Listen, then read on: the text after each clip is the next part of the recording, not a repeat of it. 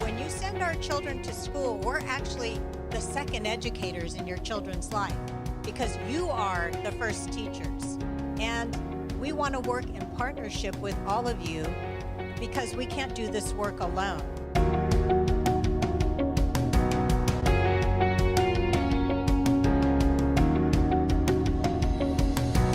Que su voz cuenta y que si nos unimos podemos lograr grandes cosas para nuestros hijos.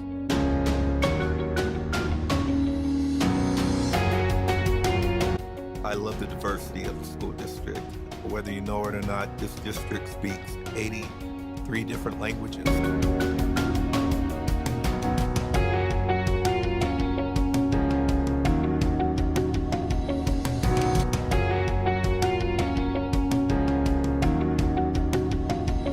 know that the administrative offices, they have my back.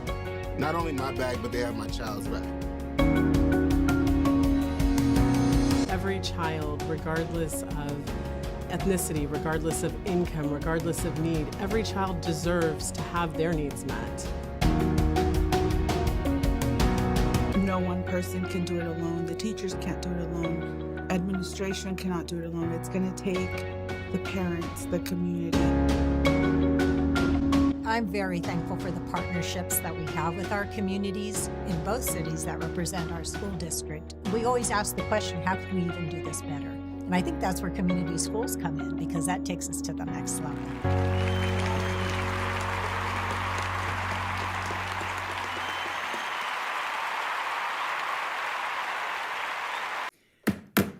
All right, welcome to the February 15th, 2024 regular Board of Education meeting. In a moment, we will be going off to closed session. But first, I want to announce that Superintendent, can you take a roll? Yes, Mr. Clark? Here. Ms. Larrett? Here. Ms. Lofthouse? Here. Mr. Reed? Here. Mr. Hui? Here, thank All you. are here, thank you. All right, when we go to closed session, we will be discussing any of the following items: student matters, employer-employee relations, conference with legal counsel, conference with real property negotiators, and personnel matters. Public comments for closed session agenda items only will be given to any speakers that wish to speak right now. I see none in person. There are none online. So that being said, we'll be going into closed session and we'll be back for open session at 6 p.m.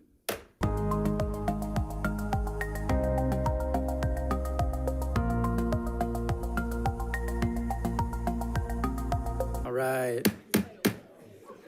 Welcome back to the open session of the February 15th, 2024 regular Board of Education meeting.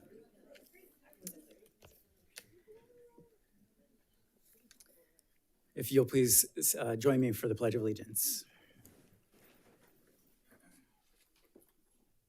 Pledge allegiance to the flag of the United States of America and to the republic for which it stands, one nation, under God, indivisible, with liberty and justice for all.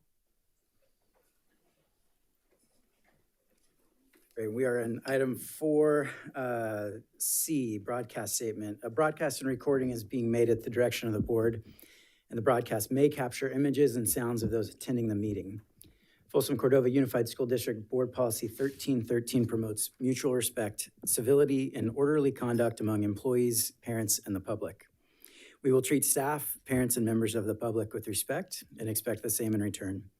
If any member of the public uses obscenities or communicates in a demanding, loud, insulting, or demeaning manner, the board will calmly and politely admonish the person to communicate civilly. Public comments during board meetings are an important component of public engagement and transparency. Members of the public will not be permitted to yield their speaking time to another member of the public. All written comments submitted by 3 p.m. today to the board have been read. Per the Brown Act, the board is not allowed to enter into a two-way discussion on any matter not on the agenda. Brings us to item D, roll call. Superintendent, will you take roll? Yes, Mr. Mellinger? Here. Mr. Merrill? Here. Mr. Clark? Here. Ms. Larrett? Here. Ms. Lofthouse? Here. Mr. Reed? Please note he's absent. Mr. Hui? Here. Okay, thank you. Thank you. And that brings us to item 5, reporting out closed session. Item A, reporting out closed session actions. Superintendent, any items to report out? We have no items to report out of closed session tonight, Mr. Hui. Thank you. And then to item 6, adoption of agenda. Do we have a motion to adopt the agenda? Move it. Motion by Mr. Clark. Is there a second? Second. Second by Mr. Melajor. Superintendent? Mr. Melajor? Aye. Mr. Merrill? Aye. Mr. Clark? Aye. Ms. Larrett? Aye. Ms. Lofthouse? Aye. Mr. Hui? Aye. Motion carries. Thank you. Great, thank you. And then to item 7, special presentations. Item A, students. Tonight, I believe we have no presentations from our students. And then Correct. item B, staff. No presentations from our staff either. Correct. Okay. So we're on to item 8, public comment. Time will be given to speakers at the discretion of the board chairperson. The law allows the public to address the board on any matter not on the agenda, but the law prohibits action by the board on non-agenda items. We do have a few in-person public comments. So the first speaker will be Nicole McCarty, and Nicole will be followed by Min Wu. All right, Nicole, if you're here, welcome. Good evening, Board President Hui, board members, and Superintendent Kaligian. My name is Nicole McCarthy. I have 2 children in the district, one in middle school and one in elementary school with an IEP and who is in a special day class. I'm also this year's chair of the district's Special Education Community Advisory Committee, also known as the CAC. As you may know, the CAC is a board-approved committee and required by the California Education Code for each special education local plan area. Membership in the CAC includes family members and guardians, community members, and district staff concerned with the needs of children with disabilities. The goal of the CAC is to empower and assist parents of students with disabilities to become effective team members in their child's education. The CAC, as an advisory committee to the board, works collaboratively with district staff on special education policies, procedures, programs, and family education. To that end, the CAC hosts special presentations and educational seminars throughout the year and often pairs those presentations with business meetings to discuss district plans, policies, and activities that will impact students with disabilities. More information about the CAC, its members, and the calendar of events can be found on the district-hosted CAC website. I'm here tonight to invite you to 2 of our upcoming events. On Wednesday, February 28th, the CAC will host a presentation on inclusion. Our guest speaker will be Sam Drazen, who is the founder and executive director of Changing Perspectives and a nationally recognized educator and expert on inclusive practices. Following the presentation, the CAC will hold a business meeting. The meeting will be held both in person at Rancho Cordova Elementary and online. Childcare, interpretive services, and food will be provided for those attending in person who register by February 21st. I'm also here to invite you to the CAC's annual Art Enrichment Show that will be held on Wednesday, March 6th from 5:30 to 7 here in the district boardroom. The annual art show is a highlight of the year and will include art from approximately 290 students who receive special education services in 20 classes district-wide. The Vista del Lago guitar program will provide musical entertainment and light refreshments will be served. Many students, their families, and teachers will be in attendance, and we hope the board will consider joining us for this special event. Thank you. Thank you so much. All right, next up is Min Wu, followed by Kay Stout. Is Min here?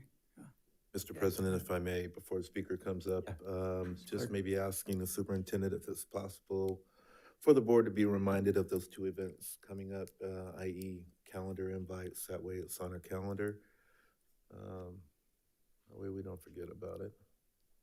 Thank you, Mr. Clark. Hi, welcome. I'm the, sorry, my English may be not very good, but I'm the parent. I have 2 kids. One is in the elementary school, one is the middle school.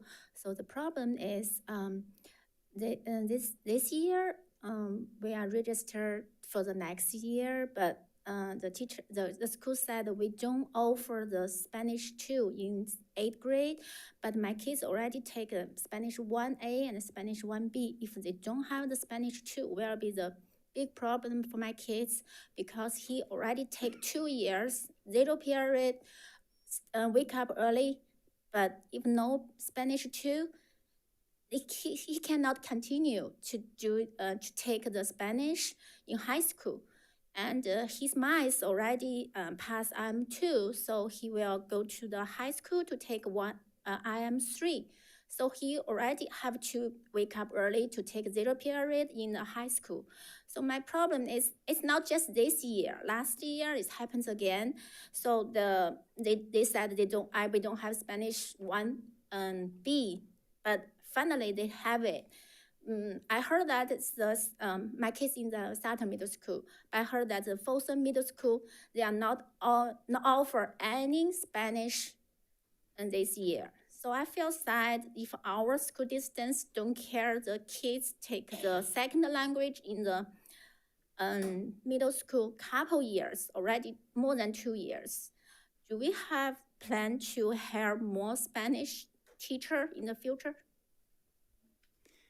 Thank you. I'll just remind you that we actually can't have a conversation here. It's just a time for your comment. So that is my question. I'm the parents. I really care about my kids' study here. Yeah, good. I appreciate it. Maybe if the superintendent can follow up. Dr. Huber, maybe you can speak with Ms. Wu. Thank you. All right, Kay Stout. Kay's here. Kay will be followed by Josie Bizart. Welcome. Hi, my name is Kay Stout. I'm a student at Cordova High School. Ladies and gentlemen of the school board, thank you for this opportunity for me to address a pressing matter that requires immediate attention. Over a year ago, as a reporter for sacschoolbeat.com, I investigated the accessibility of period products at our school. Unfortunately, despite this passage of time, it appears there is minimal improvement in the availability of these essential items. It is disheartening to know that while Cordova is investing in new bathroom complexes, the old bathrooms still lack the adequate provisions of period products. In some instances, these products are either unavailable or require students to pay for them. This situation is not only inconvenient, but also puts the school in clear violation of a state law enacted in 2021, which would be AB 367, which explicitly addresses this issue. As we strive to create a positive and inclusive learning environment, we must align our practices with the legal requirements and prioritize the well-being of all students. The provision of accessible period products is not merely a recommendation, but a legal obligation that reflects our commitment to gender equality and the overall comfort of our students. I urge the school board to hasten the necessary measures to right this situation. By addressing this issue promptly, we demonstrate our dedication to fostering an environment that supports every student, regardless of gender. And thank you for your attention on this matter. Thank you.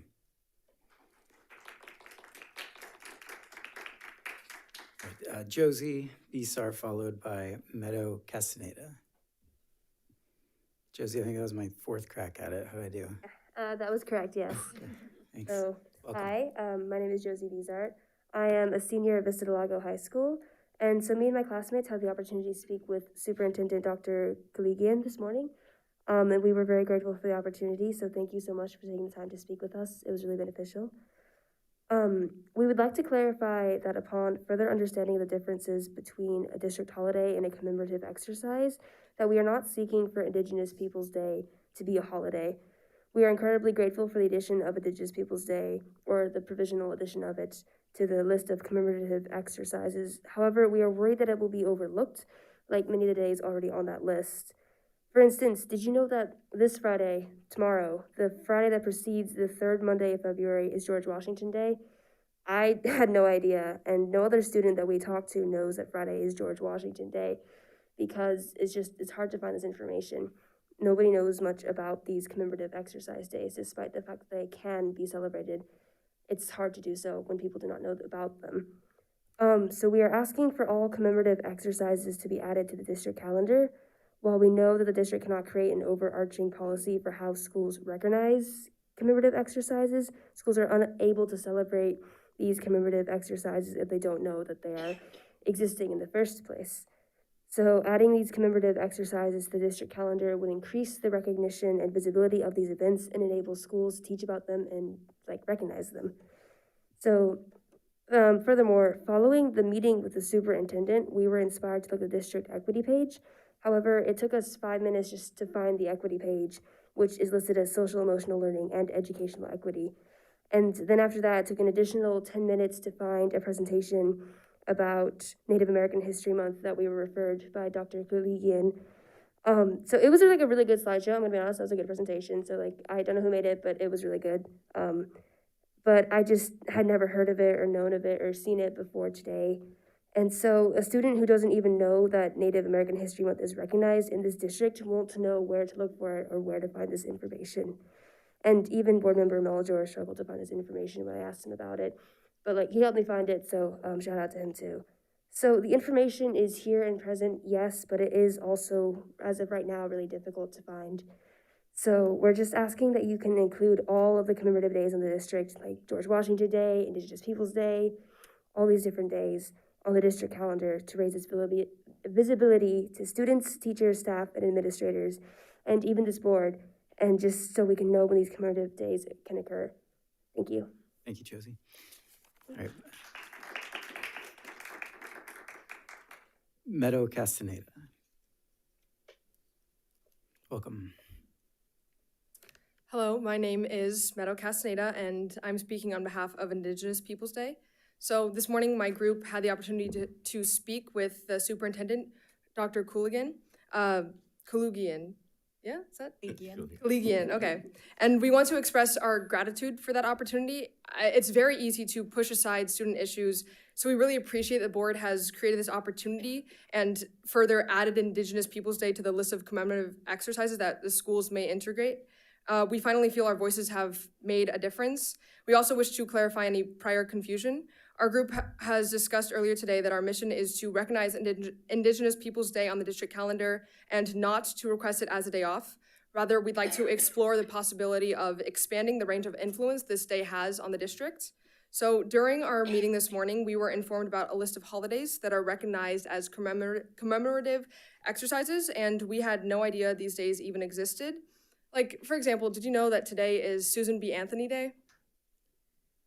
We didn't. She was a pivotal figure in the push for women's suffrage movement, and yet students and staff alike were unaware of the resources available to learn about her. So according to the FCUSD Board Policy 6115, the governing board recognizes the importance of having students join together to celebrate events of cultural or historical significance or to acknowledge the contributions of outstanding individuals. Besides helping students to appreciate their pluralistic heritage, holidays, ceremonies, and observances can enhance their sense of community and instill pride in our community and contribute to a positive school climate, end quote. So the list of commemorative exercises is so incredibly valuable, and it would mean so much to so many students. And the California Ed Code lists a lot of these days as designated days that have special significance, and therefore I believe the board should recognize the special significance of each of these days. We want these dates on the district calendar, not swept under the list that students and staff and administrators, maybe even you, the board, don't know about. We don't want to push to pit ourselves against any other group. In fact, we want to recognize that we fully support the addition of Title VI into the district, and we do not want to take away recognition from any other district holidays on that calendar or any of the recognized months. In fact, we all share the same goal, to be heard. So if Title VI is implemented into the district, a day in which Indigenous students are recognized on the calendar could help kind of bridge the gap between all students on FCUSD campuses, which is so important. We'd also like to make it clear that we're shifting our focus to not only have Indigenous Peoples Day placed on the district calendar, but all of these holidays represented, all of the commemorative exercise lists placed on that district calendar. More than anything, we're just so grateful to see our voices make a difference. And it would honestly be impossible without the opportunities that you guys have provided for us. So thank you. Thank you, Meadow. All right, I don't see any more in-person comments. Do we have any online? No online comments. Great. We appreciate all those that came up to speak. We are now at item 9, reports of district organizations. We'll start with the Student Advisory Board.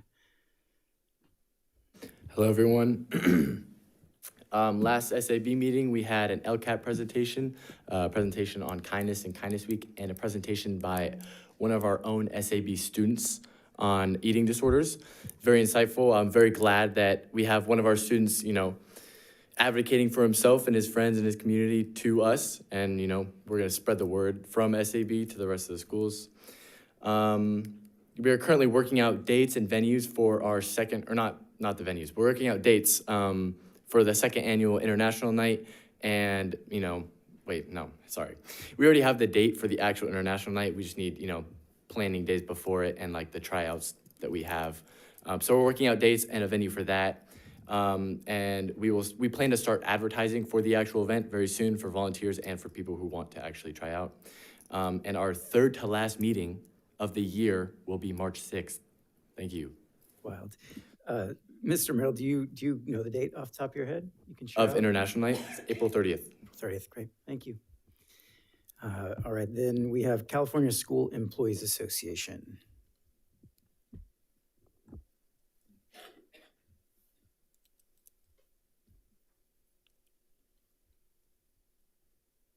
Good evening, board. Last night, CSA was able to ratify MOUs 3, 9, and 10. 10 being a big one for us. We're happy to have the extra PD days next year. We look forward to returning back to the negotiation table 2 weeks from yesterday. And nothing else to report right now. Thanks, Rob. All right, Folsom Cordova Education Association.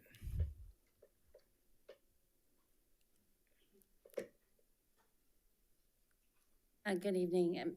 Our president is out of town, so you have me tonight. And I wanted to share the short version of a presentation made at bargaining, give you a little glimpse at what happens with MOUs that you approve. And it also hits on some things we've been talking about all year. So we surveyed our elementary schools, and this is a huge part of our district. We implemented common planning time fairly recently, and we've been trying to figure out what's working and what's not working. And I don't want to belabor this, but even with a smaller turnout than I would like on a survey, it is representative of our elementary schools. More Folsom voices, but there are more Folsom elementary schools. All the grade levels, including the prep teachers, are represented, and all schools. So their first question, they had a list of comments based on what we've been hearing at various places and could check more than one. These are the most popular choices. 82.5%. We're grateful that staff meetings are now during contract hours. Talked about opportunities to exchange ideas with colleagues, time to collect and analyze data as part of PLC meetings, working on common assessments and rubrics, collaborative work helped improve student performance. I'm a little concerned that only 53.6% felt their time was respected and well used. Along with that, they had the opportunity to share anecdotally what's happening at their school sites. This came up quite a bit. Improvement to climate and culture at sites. That the collaboration time during the school day helped them actually be more productive. I can attest, it's hard to be on point on a meeting after teaching a full day.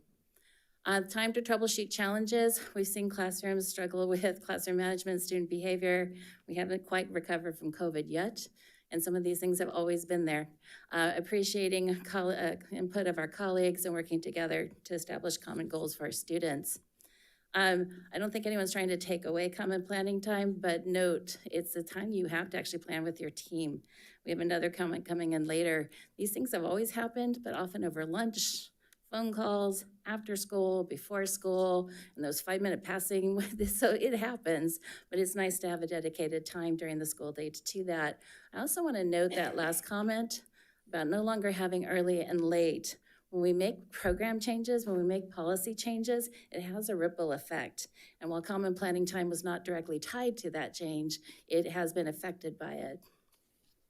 We also gave them a list of items that they could check about what's not working. It is good to see these percentages are lower. Again, people could check more than one. But at some of our sites, that time is being used more for meetings than for collaboration. We have several schools where there's concern that it's principal-driven and not teacher-driven or micromanaged. Paperwork required may or may not be really tied directly in ways that we can see to student achievement. So the anecdotal response to what isn't working, we wish we were trusted to work in a classroom with our grade level team. At some of our sites, everyone's in the cafeteria or everyone's in the library having meetings at the same time at different tables. As you can imagine, that is not the most productive way to have a meeting and actually be able to hear what's happening with your colleagues. More time needed, I think that's just a given. There's never gonna be enough hours of the day or time to do what we need to do as teachers. And while there's great appreciation for what happens when they do have time for grade level collaboration, we still have some sites who are using forms of PD in meetings that aren't necessarily asked for, or if teachers feel like it's on point with what it is they would like to accomplish. So I've been up here at various times talking about the word respect, and usually it's in the context of compensation, but there's more to it than just money. It's asking, am I recognized as a professional?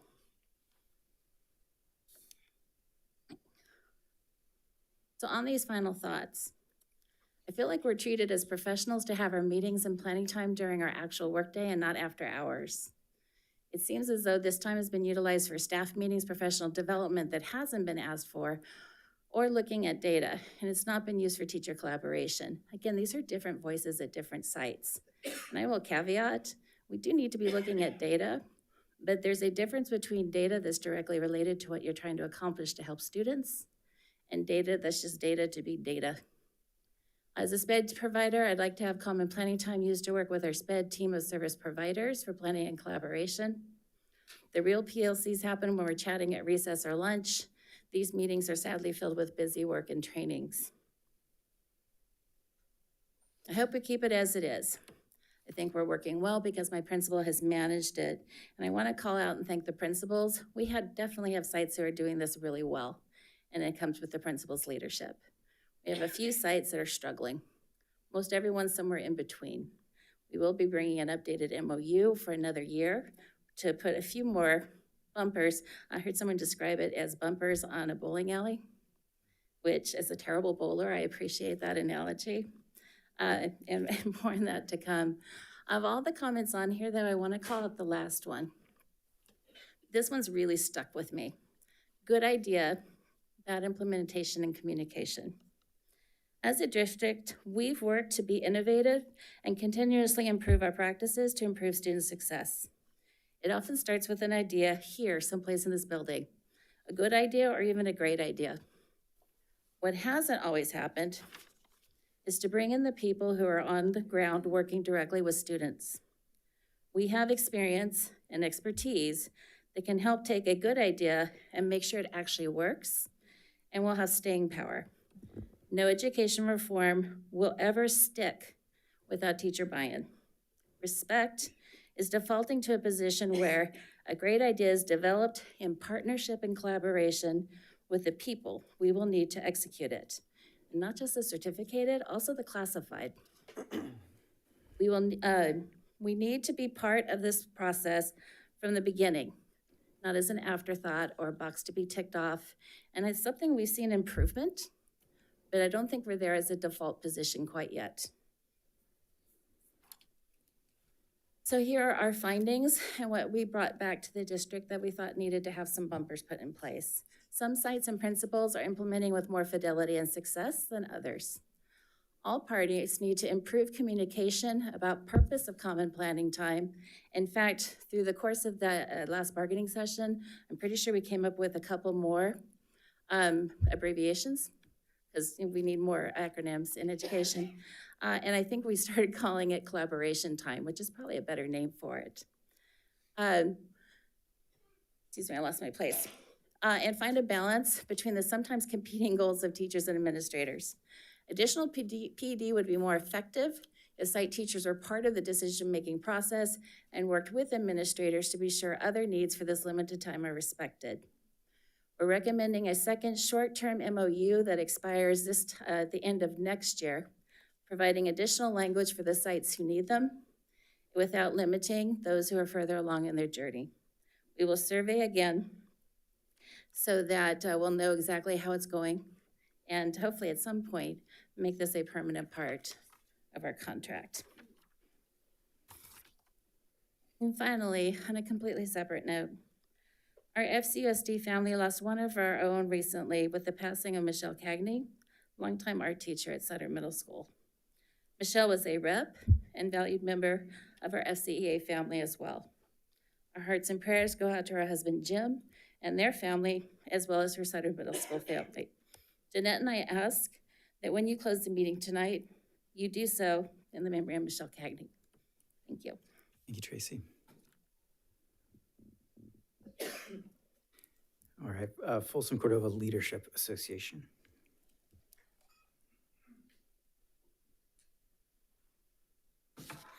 Good evening, Dr. Kaligian, President Huey, board members, and distinguished guests. It's my honor tonight to highlight our Folsom Cordova Adult Education and the FCCP Job Center partnership presented by Principal Rhonda Balmain. Sometimes I don't know if I should put my glasses on or off. Sorry, sir.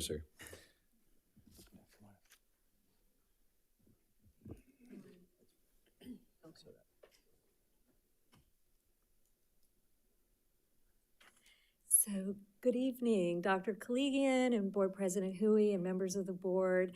I'm Rhonda Balmain, principal of the adult school, and I have with me at the podium Mr. Robert Sanger, the executive director of the Folsom Cordova Community Partnership Job Center.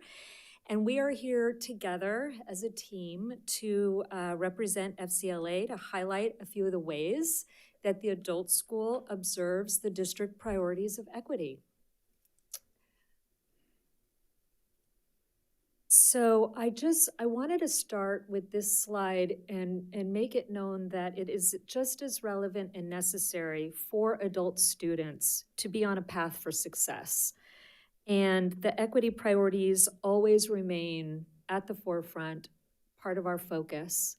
And we also are continuously analyzing student success data and ways that we can improve the experience for all of our adult students, as well as the participants that are at the Job Center as well.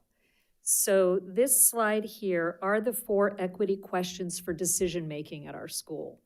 And this evening, Mr. Sanger and myself, we are going to spend just a little bit of extra time focusing on priority number 2, how we engage diverse community voice in specifying the problems that needs to be resolved, success criteria and barriers that need to be removed from our students and clients in order to positively impact our students' success.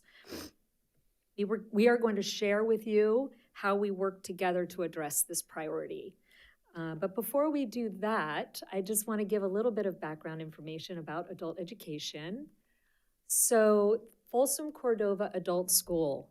So our mission is that we provide academic courses, workplace skills, and career training programs for adult learners to further their education, obtain employment, and participate in civic responsibility. We're WASC accredited, and we're also an active member of the Capital Adult Education Regional Consortium, also known as CARIC.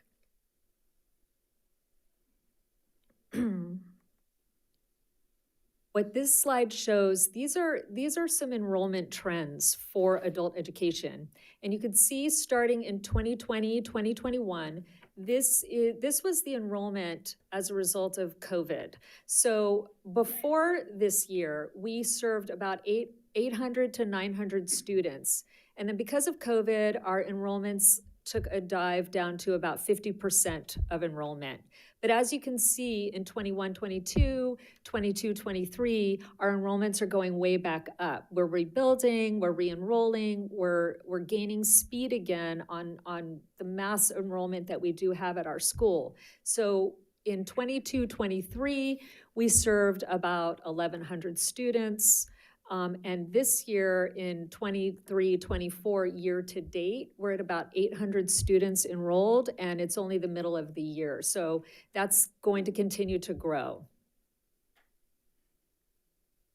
A little bit of a breakdown of who we're serving. So 50% of our students are enrolled in our English as a Second Language program. 20% of our students are enrolled in career technical education, and workplace skills programs, and 30% of our students are enrolled in adult secondary education, which includes our high school diploma program and our high school equivalency program. Just a few demographics about who we serve. These demographics came to us from CARIC from last year. We issued 77 high school diplomas or equivalencies were earned by our students. About 75% of our students are non-native English speakers. And most important to look at is that 98% of our students have one or more barriers to employment. And those barriers could be either they lack a high school education, or they lack job training skills, or they lack English language to be able to get jobs to where they can take care of their families. So addressing priority number 1, we are very intentional in how we prepare our students for success, and we empower our students so that they are going to grow, they're going to succeed, and they're going to see their successes along the way. And I want to start in the middle with Miss Leanna. She's our registrar. And so it's really important that when students come into our school, we need to know, why are you here? What can we do for you? What resources do you need to be able to be successful and attend classes? And also, what programs do we need to offer? What does the community want? So not only are we asking our incoming students, but we're surveying the community, we are getting this information, and we analyze it, and we use that information to improve programs and grow programs. So most frequently, the students, their number one thing is, I need to get to work. I gotta get a job. I don't have my high school diploma. It's holding me back. So that is really where they're focused, is getting work. I do want to point out the photo on the left, the 30-day attendance challenge. So we partner with the city of Rancho Cordova, and they donated 20 bicycles to our school. So we decided to do a attendance challenge in the month of November, in the fall. And these are, the challenge was no absences for an entire month. And if you were not absent, the student's name was in a drawing, and then these are some of the winners of the drawing, and they got the bicycles, and they were ecstatic about it, because transportation is an issue for a lot of our adult students, right, in the immediate community. And then the photo on the right, this is a session of our pre-apprenticeship program for electricians, and these wonderful students completed a 6-week intensive full-time program and received certification. So we really wanted to highlight that.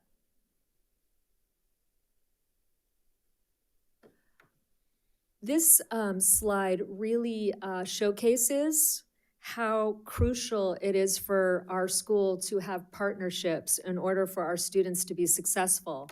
And the photos that you're seeing here were taken at our job fair probably last year, maybe the year before. We have it every year in partnership with FCCP Job Center. And so I wanted to make sure that we note that all of the partners that we do business with, that work with us, to help our students succeed is very, very important. And it's needed in order for our school to thrive and our students to grow and succeed. So at this particular point, I would like to turn it over to Mr. Sanger as he talks about our valuable partnership and how we serve students and clients. Thank you, Rhonda. Good evening, distinguished board members and superintendent. My name is Robert Sanger, and I'm the executive director for the Folsom Cordova Community Partnership. And we have a job center on the adult school campus. I want to just take a quick moment to highlight the uniqueness of that collaboration and partnership. This partnership is the only one that exists within the Sacramento County area. So there are some school districts that manage their own job centers. There are some job centers that partner with school districts, but this is the only relationship where the adult school and the job center operated by a school district and a nonprofit are on the same location. And why that's important is it helps to eliminate barriers for students, and it also allows for the additional resources of that nonprofit to be accessible to those students without having to go to a different location. And part of the opportunities that we have in doing this is creating programs that help students overcome those barriers to employment.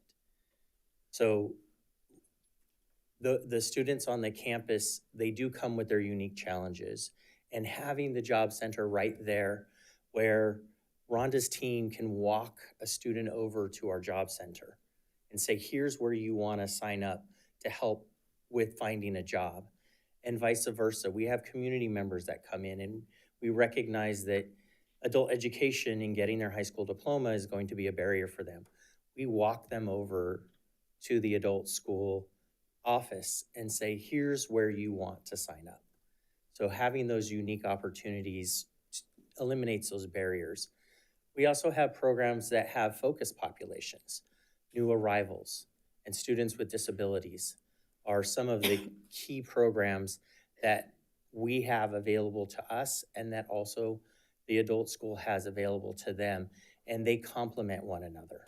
So we are able to then leverage those resources to reach a wider segment of the student population. We also have essential skill and technical skill development, and that reinforces what's happening in the classroom, and then the classroom reinforces the job skill training that we're doing at the job center. So the student can continue to build on those essential and technical skills that they're gonna want and need for employment. And then also our relationships with the business sectors. So, you know, both the adult school and the job center are always in the community developing partnerships with the business sector. And one of the most successful that I can share with you is an opportunity that the adult school had to run a welding class. And we had scholarship money that we could then scholarship students into that welding class. And it was so successful that we had a 98% employment rate. That is unheard of in a lot of areas. And it is those relationships of understanding what business sectors need and then developing programs and how the job center and the adult school can partner to make those a reality for those businesses. And then I had mentioned the scholarships for employment training. So there are employment training opportunities within the adult school that we're able to then scholarship students into so that they're on a career pathway, not just a job. And then Rhonda had mentioned some of the co-hosted employment activities like the job fair that happens in the springtime. That has been a huge success. And we bring in employers from around the region, and students get to come and learn about opportunities that they have in those fields. What I'll close in with the board tonight is, in addition to the services that our job center is able to offer to the students at the adult school, we also have programs for students within the district themselves, as well as the parents of the students of the district. So our job center is open to not just the adult school students, but also students within the district and the parents and any family member of a student within the district. And so that's what makes this kind of unique in helping to overcome those barriers. Okay, so I just want to wrap up a little bit with priority 3 and 4, share a few photos with you. So, you know, it's really crucial to us that our classrooms are vibrant and engaging for all the students and that everybody is thriving. We want to make sure the environments are completely well done, and we have many opportunities for our teachers to participate in professional development and PLC time to make sure that everybody is working in fidelity and that we're meeting the college and career readiness standards for adult educators. And then you can see here the photo on the top. That is our high school diploma program, and that is Mrs. Noelle Oliver teaching a group of students about note-taking. And then in the bottom left, we have English as a second language. That's one of our advanced classes. We offer 6 levels of ESL, beginning low all the way through advanced. And then past that, we have vocational ESL. And in the middle is our phlebotomy program. We just partnered with Cal Regional, and we're offering 4 different medical training programs now at the adult school. We're very, very excited about that. Those classes filled up immediately. So we're really pleased. And then we have 2 students on the right, also in our English as a second language program. This is this couple came from the Ukraine. So they are learning English. And then our priority number 4, we're talking about here how we optimize our systems, how we integrate technology, and how innovative we are. So what this is showcasing is that it's really important that adult students have choices and that they have flexibility. So students can attend school morning, noon, or night. We are open, 9 a.m. to 8:30 p.m. They can attend class in person, online, or high flex for some of the classes. I mean, we're really growing in this area. So the photo bottom right, Mrs. Williams that's her United States citizenship class. That's an in-person class. The photo on the left is an online ESL class that meets in the afternoon. Usually right before these parents are picking their kids up from school. They attend this class from like 12 to 2. And then the photo in the middle, this is a brand new thing that we are piloting. It's called HighFlex. And so what we're doing, this is the para-educator training program, and that is Mr. Jones in the middle teaching the class. So students have the opportunity to choose, do I want to come in person or do I want to log in today? So it's not a hybrid model, it's a HighFlex model where you can either attend in person, attend online, but you're all in the same, getting the same instruction on the same day. So we're just piloting that, and so far so good, but we'll see how that goes. And thank you. I thank you for this opportunity to highlight the adult school and the job center and our wonderful partnership and how we are serving our students and the participants of the job center. So we really appreciate your time. Great. Yeah, thank you so much. We appreciate the presentation. It's really great to see you. Other questions from the board? Mr. President. Mr. Clark. Rhonda, nice seeing you. Oh, you too. Missed you. Thank you so much. Just on the highlighting the partnership with the Folsom Cordova Community Partnership and the focus on students with disabilities, just kind of curious, do you work with any other organizations, maybe Pride Industries or Yes, we Department do. of Rehab? So tonight we're talking about our partnership specifically, but we have a lot of partners, and one of them is the Department of Rehabilitation. So we can serve students with disabilities. In fact, it's so important to nurture that relationship that we have DOR, they're called DOR, on our campus once a month. We gave them office space, and we went into an agreement with them, an MOU, so they are on campus half a day once a month. That way they can serve students or clients right on the campus. The community members don't have to travel far. They just come on over to CEC and they can get DOR services. Okay, perfect. And just curious, the scholarships for employment training, what type of scholarships are those? What's out there? So there's 2 types of scholarships that are available. One being through the job centers, which are grant funded. And they go through SETA. They go through SETA. SETA receives the grant money. The grant money is then sent out to the job centers. And students who are interested in getting a scholarship through the job center have to apply for it. They have to qualify for it. It's WIOA Title I funding. So they go to an orientation, they fill out an application, they have an interview, and see if they qualify to receive their training totally paid for. So that's one of them. The other way is through our partnership with Cal Regional. The school is offering, I believe, 2 scholarships a year. Is that all to regional? Cal Regional. Cal Regional, they are our partners for our 4 medical training programs. So we have phlebotomy, medical assisting, EKG technician, and medical billing and coding. They're all fee-based classes right now. And so part of our agreement with them is we receive 2 scholarships per year that we can give to, would be great to give to our students who are transitioning out of the high school program or maybe out of the ESL program that would qualify for that scholarship. So we also offer payment plans for people who need that as well. Okay. Mm-hmm. All right, and I would imagine that with folks coming in, you guys have some kind of soft skill training, like computer training, Excel, 100%. and all that. That's the most important, is those soft skills. Because in prior business advisory meetings, that's the number one thing I heard. Because we would say, what is it we can do to train the students to be, to be ready employees? And they're like, soft skills.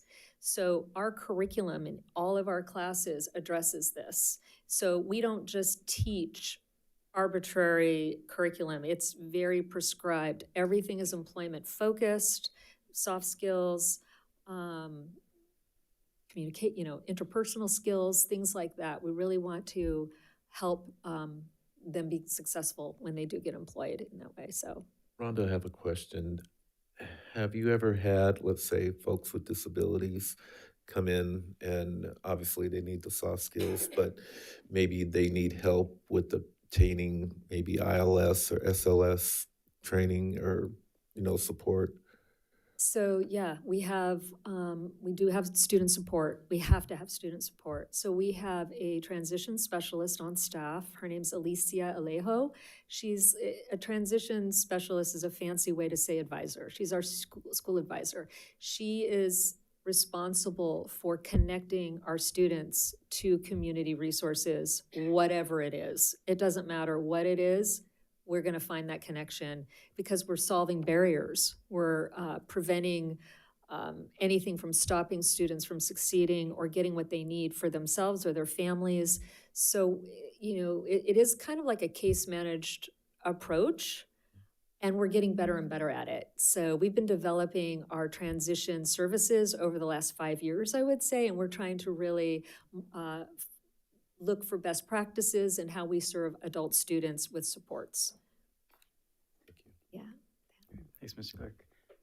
Any other questions? I just have a really quick question. Sure. How do we market to our high schools the programs? Because I know we've had this Great conversation question. before, because Yeah. when Michaela came out of the patient care pathway, it was really, really difficult to find that phlebotomy class. So I feel like that's a really hot ticket item, Yes. because they are very difficult to actually find one that runs and one that's close. So I think the closest we found was Roseville. So Yeah. what do we typically do, or what does that typically look like? So we have a couple of things that we're doing. So first and foremost, we have come leaps and bounds in our marketing and outreach. We do tons of marketing and outreach. Several of the members of our staff in our office are experts at this. And so obviously we're all over social media. We have our website, we have flyers, we go out in the community all the time to do whatever events we're invited to do, we're there. I reach out to our business partners, I reach out to our colleagues, and we share information at our consortium meetings. But most importantly, for our district, for FCUSD, I send out communications probably twice a year to the counselors, and I basically just, greetings from adult education. Here's what's happening, and here's what services and programs are available to our students who may be interested in this after they graduate and want this sort of short-term career training opportunities so they can get to work. So that's one way that I have been trying to connect. I also work with Alicia Goodell, and we collaborate when possible. Yeah, I think. Awesome. I appreciate that. So I was just going to say, as we've moved to our community schools, I really think you guys are like a great representation of really how community schools really would be like partnering with a nonprofit and having those resources on campus. So I feel like it's like a really good example of how we're moving towards that. And Yeah, the community schools is a win, definitely a win. I've already been to a couple of their meetings, as well as I did a presentation 2 days ago for a couple of the parents at Cordova High School. We did a Zoom meeting and I presented the school, I presented the job center. It was really great. So yeah, we're building that relationship and so far so good. Yeah, I appreciate all your work. Yeah, thank you so much. Great, well, thank you so much. All right, thank you. All right, District English Learner Advisory Committee.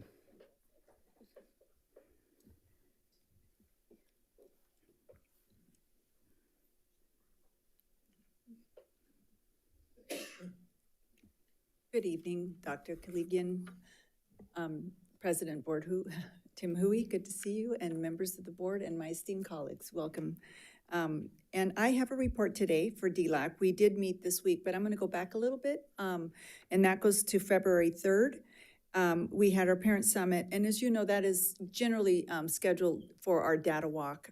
So we had what I would consider to be a good turnout. We had a number of parents, and thank you, board members that were present, Jen Larrett and Chris Clark, and of course our superintendent was there. I'm really happy to see, and some principals joined us, which was nice to have the presence of Mr.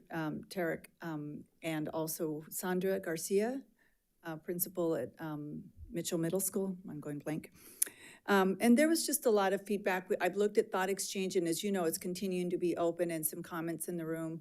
General messages and conversations around the table centered around having continued Spanish support for the families in schools, and not just in the aides, but in all levels, whether it be teachers or front office staff, et cetera. Continuing to want and support our Saturday programs that are designed to further the language development for our students. And also continuing to request the after-school support, such as interventions and help for kids who may be struggling, so that their needs are served quicker as they're arising instead of later.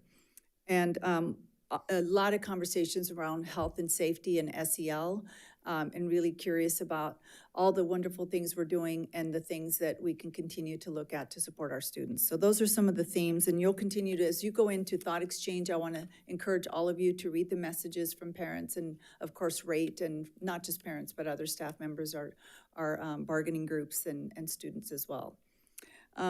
Just recently this week, we had a DLAC, again, giving more time on additional feedback for the data walk so that we can really shape that LCAP with the voice of all of our educational partners. More dialogue there. There was some discussion in the past, also discussed at DLAC, which is the attendance you had honored our English learners last year who we classified here in this room at a board meeting.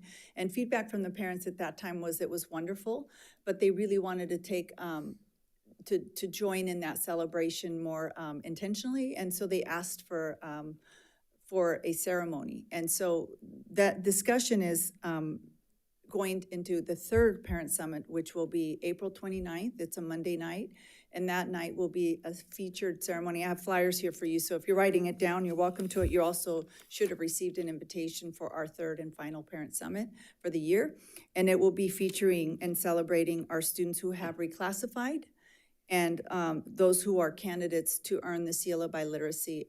As you know, that number could be well over 300 students now. Do I think all of them will attend? We'll see. We had quite a few last year also.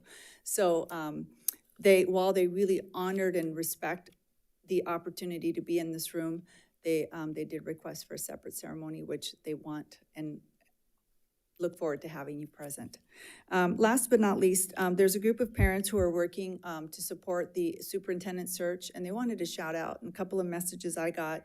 Anna Sylvia Pimentel is our DLAC president and has actively taken literally boots on the ground to speak to parents about our superintendent search, and we did some discussion around that at DLAC. They're grateful for your time, Dr. Kalikian, and really appreciate your presence at not just parent summits, but at DLACs and all events, and their support. And that's who they're looking for. They want to clone Dr. Kalikian. And they want someone who represents their interests, because the data shows that we still need to focus on our English learners. So with that, those are my reports for today. A couple of takeaways, a little bit of the past, some present, and something to look forward to on April 29th. I'll share this flyer with you. Thank you. Thank you. And if they do find a way to clone Dr. Kalikian, please let us know. Yeah, we're working on that. Thank you.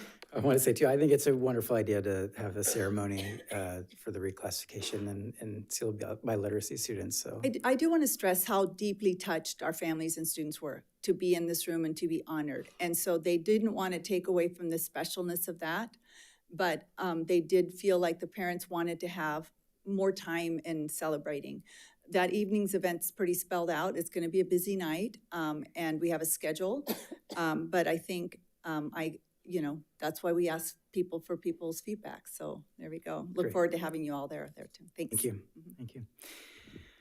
Okay, that is the end of the reports of district organizations. Before we move forward, though, I just want to move backwards for a second and recognize, Ms. Suter, what your words at the end of your comments. Partly to recognize it's been a heavy couple of weeks for the district, both with Michelle Cagney as well as a student at Cordova Villa passing away in the last week or so, Alexander Adam Cooper. So per your suggestion, we will be closing out the meeting in the honor of both folks, but thank you for saying so. I just want to recognize that before we moved on. Okay, that brings us to item 10, agenda consent. Is there any item that a board member is planning on pulling off tonight? Okay, if not, if there's a motion for the agenda consent. I'll move it. Our motion by Mr. Clark, is there a second? I'll second. Second by Ms. Larrett. Superintendent? Mr. Mellinger? Aye. Mr. Merrill? Aye. Mr. Clark? Aye. Ms. Larrett? Aye. Ms. Lofthouse? Mr. Hui? Aye. Motion carries 4-0. Great, and before we move on, Superintendent, do we have any announcements or introductions? We sure do. As part of the consent agenda, the board approved the personnel action form, for which we have 2 new administrators in our presence tonight that I'd like to introduce. So if they could come to the podium as I make the introduction. Our first introduction is for our new principal of Empire Oaks Elementary, Ms. Kim Christierson. Not a new face to our district. She has been in our district since 2001, but we're very excited to have her in the role of principal of Empire Oaks starting with the next school year. Ms. Christierson has been a dedicated member of the Folsom Cordova Unified School District, where she has taught everything from kindergarten through 5th grade, and for the past 8 years has served as an elementary school administrator. Currently, she's the principal of White Rock Elementary in Rancho Cordova. She believes that every student is unique with gifts that should be nurtured so they realize their full potential. And as an administrator, she works to create a school culture that prioritizes the comprehensive development of each child, academically, socially, and emotionally. And we know you're going to continue to do great work in your new role come with the new school year. So congratulations again, Ms. Christierson. Thank you, and board, it's always an honor. Oh, thank you.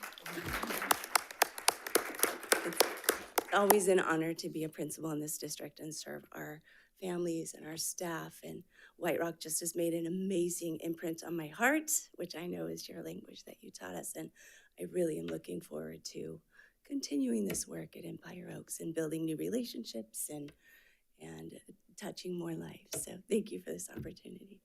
Thank you so much. Thank you. And a new face to our district, I'd like to welcome Ms. Amber Lozano. We are pleased to announce that she is the new principal for Oak Chan Elementary School. So congratulations, Ms. Lozano. She comes to us with a wealth of experience in the field of education and a commitment to fostering academic excellence. Ms. Lozano brings a dynamic blend of leadership and expertise to our school community. Ms. Lozano joins us from the Twin Rivers Unified School District and has 17 years of experience in various educational roles, including teacher, instructional coach, and school administrator in elementary, middle, and high schools. I'm incredibly honored to join this esteemed team at Oak Chan, says Ms. Lozano. My goal is to collaborate with staff, students, and families to cultivate a culture of excellence and innovation, ensuring that every student receives a high-quality education that prepares them for lifelong success. And to add, her own children were Oak Chan students, and she's excited to continue those incredible educational experiences for others in her community. So congratulations and welcome. Thank you.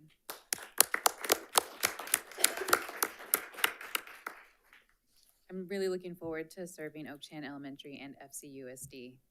And many have heard my son has actually already announced to everyone that I'm getting this job. So I'd be really excited that he was right. So thank you. All right, welcome to the district. Glad to have you. Thank you. Thank you. Okay, brings us then to item 11, discussion, and we'll start with a Montessori program update. Dr. Kaligian? Yes, this item is coming back to the board tonight for an update per the board's request at our February 1st meeting, specifically talking about looking for a TK/Montessori teacher for that afternoon session at Carl Sundahl Elementary. So with that, I'm going to invite Ms. Carla Magno back to the podium to give us the updates of what we've been able to do and what we've learned since the last meeting. Excellent, thank you. And thank you, board, for your questions last time. Good evening, colleagues and board. I will jump right into our Montessori update. So we had some questions about credentialing expectations. So AMI, which is the Association of Montessori International Certification, is required for this position. And a transitional kindergarten early childhood education requirement is also a requirement. So an in-depth study of Montessori pedagogy focusing on the developmental needs of children from ages 3 to 6 years of age is the precise credentialing for the AMI. And then for TK, teachers need to have at least 24 units in early childhood education or child development or both. And then professional experience comparable to the 24 units of education could also be considered. And then we talked about the process for hiring the Montessori teacher. So we have some contractual obligations that we need to follow. So within our contract, we have an internal transfer process, and that runs from February 21st through the 29th. And you must meet those credentialing expectations above in order to transfer into this position. And then we have the internal surplus shuffle, which is after that. That'll be held on March 8th. And the internal, I forgot to mention, for the internal transfer process, interviews are conducted for that process. For the surplus shuffle, interviews are not conducted. If someone meets the requirements, they hold both of those credentials, they could shuffle into that position if they are surplus staff. And then last but not least would be an external posting, and that would happen on March 11th. And then Montessori training opportunities was also a question that the board had raised. And then an AMI certified teacher has a diploma in Montessori. So again, that's an in-depth study of Montessori pedagogy, focusing on the developmental needs of 3 to 6 years of age. And if you choose an AMI certification, you'll earn a diploma that is recognized globally for its excellence, rigor, and authenticity, and it's issued by the worldwide leader in Montessori education.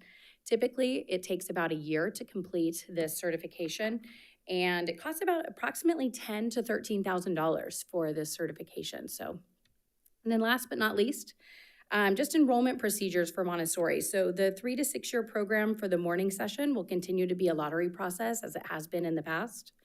And the additional TK students added in the afternoon session will follow our regular school enrollment processes. And I have a snapshot from Mr. Frankel, the principal at Carl Sundahl, as of, I believe this was Tuesday, of where we are with applications for the Montessori lottery. So preschool is at 12 right now, TK at 16, kindergarten at 4, and then out of Gen Ed homeschool TK students, there's been 17 applications, and 6 of those were also put into the lottery applications for the Montessori. So if you have any questions, I'd be happy to answer them. Great, thank you so much. Any questions from the board? The only clarification for me is on the process itself, our next meeting, I think, is March 7th. So it sounds like by then we would know if there was an internal candidate. Is that about right? Yes. Okay. Or if we're going out to post that externally. Correct. Okay, great. Yeah, that was about it for me. I appreciate the information and thanks for being here. So, other questions from the board? Okay. Excellent. I will take it out to public comment. I don't see any in-person. Oh, scratch that. We do have a couple. All right, thank you, President Hui. Thank you. All right, so we have a few comments in person. We'll start with Tara Marshall, followed by Walter Sells.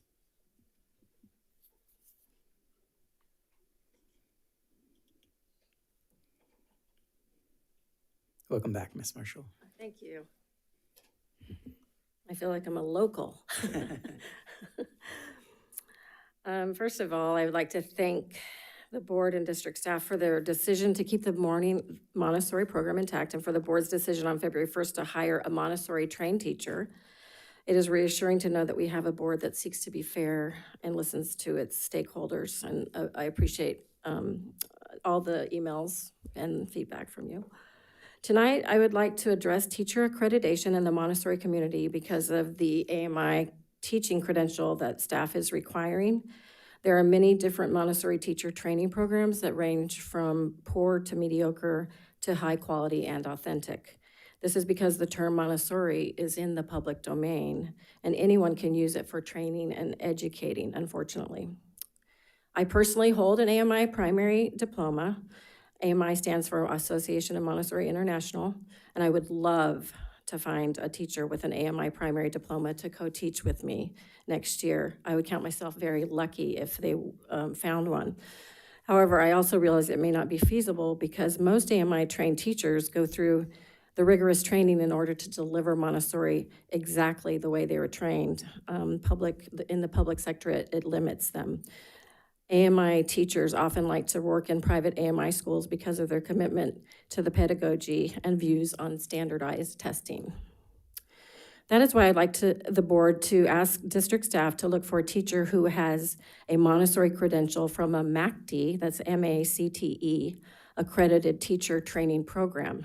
MACTE stands for the Montessori Accreditation Council for Teacher Education. It is the international standard setting and accrediting body for Montessori educator preparation. MACTE has been recognized by the U.S. Secretary of Education since 1995. Not all teacher training programs are accredited by MACTE. AMI and AMS are both MACTE accredited. There are several other training programs recognized by MACTE that I am aware of. The important thing being that candidates indicate where they received their training. This will open the door for more candidates, especially those living in this area, because many have received their AMS diplomas from the Montessori Training Center of Shingle Springs, which actually I believe now is in Carmichael. I know if we open it up to candidates graduated from a MACTE accredited program, we will be able to find a qualified candidate. AMI teachers often like to work in private AMI schools because of their commitment to the pedagogy. To sum it up, we're asking tonight that district staff look for Montessori teacher candidates trained by a MACTE accredited school. The MACTE website is full of information and can be contacted to have the job listing posted at area schools. Also, we're asking that the Montessori enrollment process be conducted in the same way as it has been since it started in 2013. Thank you for your time and consideration. Thank you. All right, Walter Sells and followed by Amanda Ross.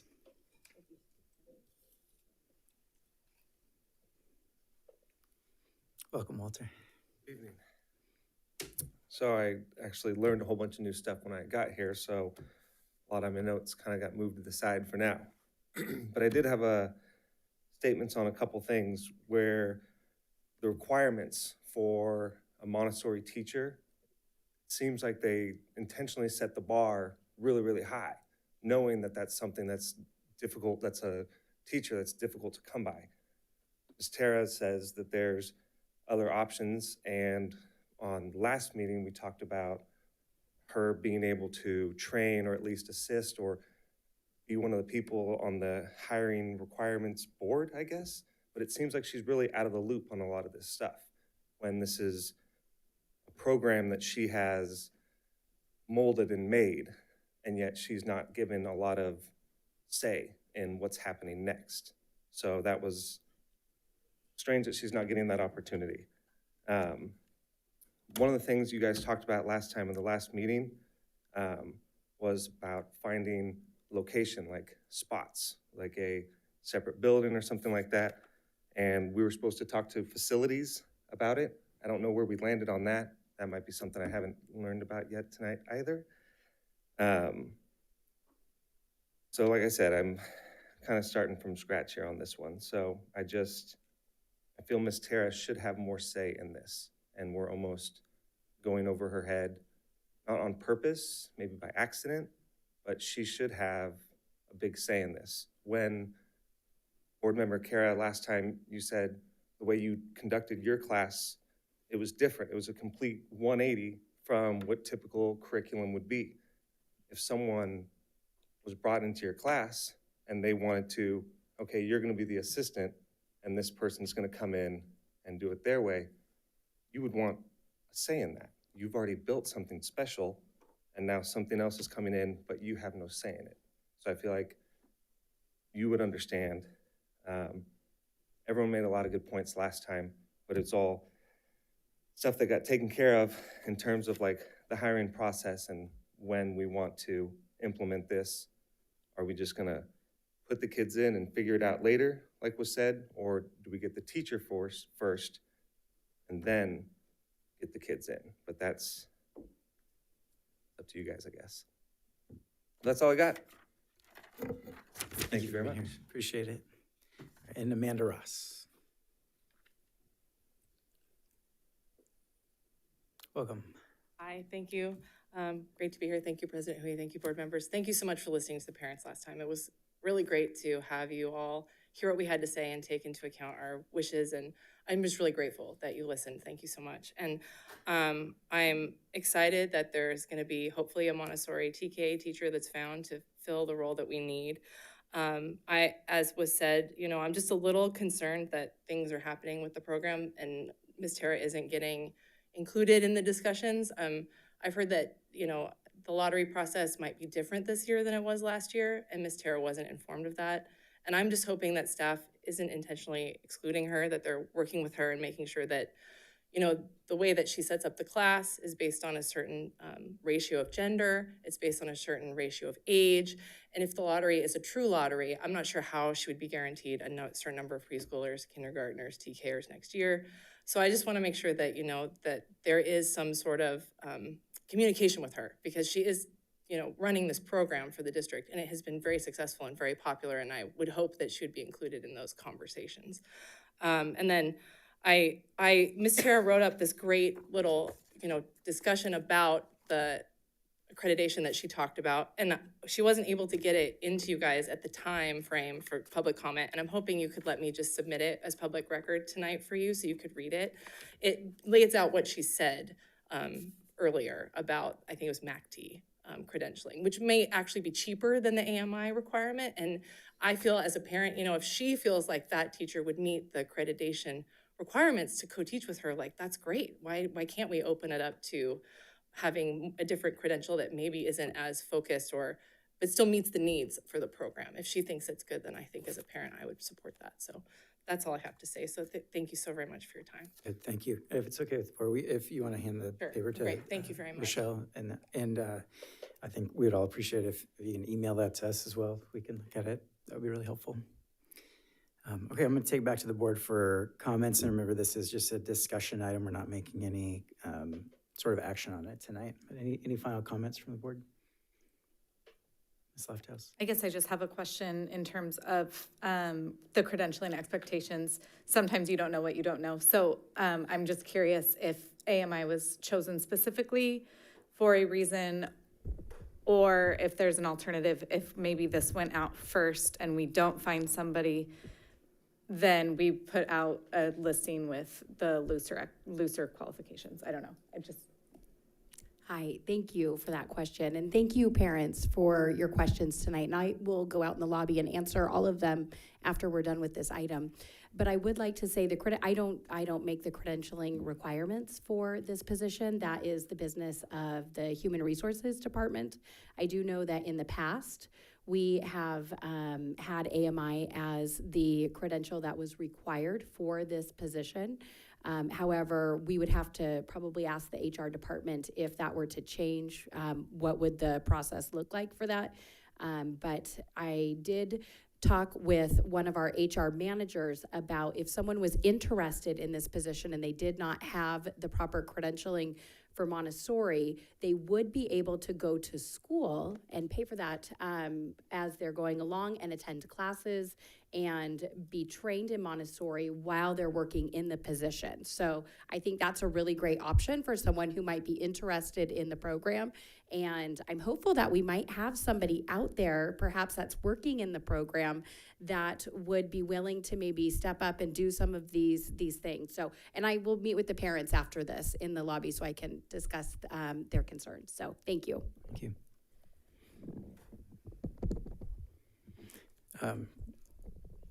Yeah, that's great. I would love to see if there are some other options for that credential, particularly if they have to go through some classes. Hopefully we can find one that isn't quite as costly. I know that's part of doing business, but it'd be great to see somebody not have to spend $13,000 if they don't have to.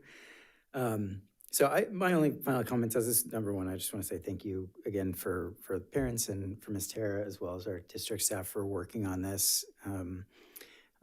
I understand the frustration from the parents and especially as the process goes along, the way that feels. I've felt that way myself before, wondering if why certain people are being left out of it. But I just want to say I know our district staff is working really hard on this, and nobody's intentionally trying to keep anybody out of the process. So thank you for your understanding through that. I feel like we've actually come to a really good place through a lot of that collaboration. And so from both sides here, want to give huge kudos. So yeah, thank you for all your work on this, and excited to keep hearing updates as we go along, but appreciate this tonight.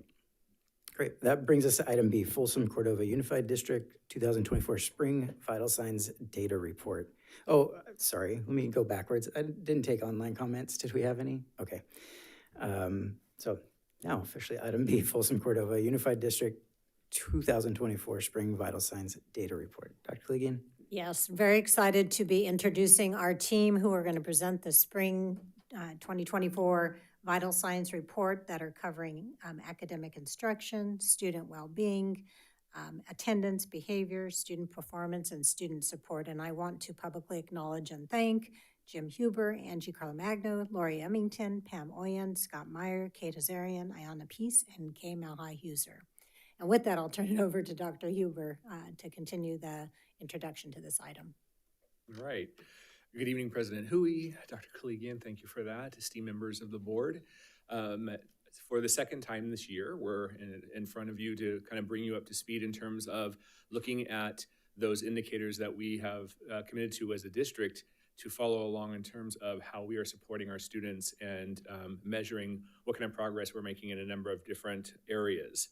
So again, as we always like to kick our presentations off, data really is used to illuminate areas that we want to work on and areas we want to pay attention to. And so one of the things, I spoke to this before, I can remember as a teacher, and I think Ms. Suter talked about this a little bit earlier this evening as well, sometimes data can just be overwhelming and you don't know what to do with it. And so we really are being thoughtful and selective in terms of the things that we are doing and the things we're looking at, because we want to use data as a way of help guiding our practice.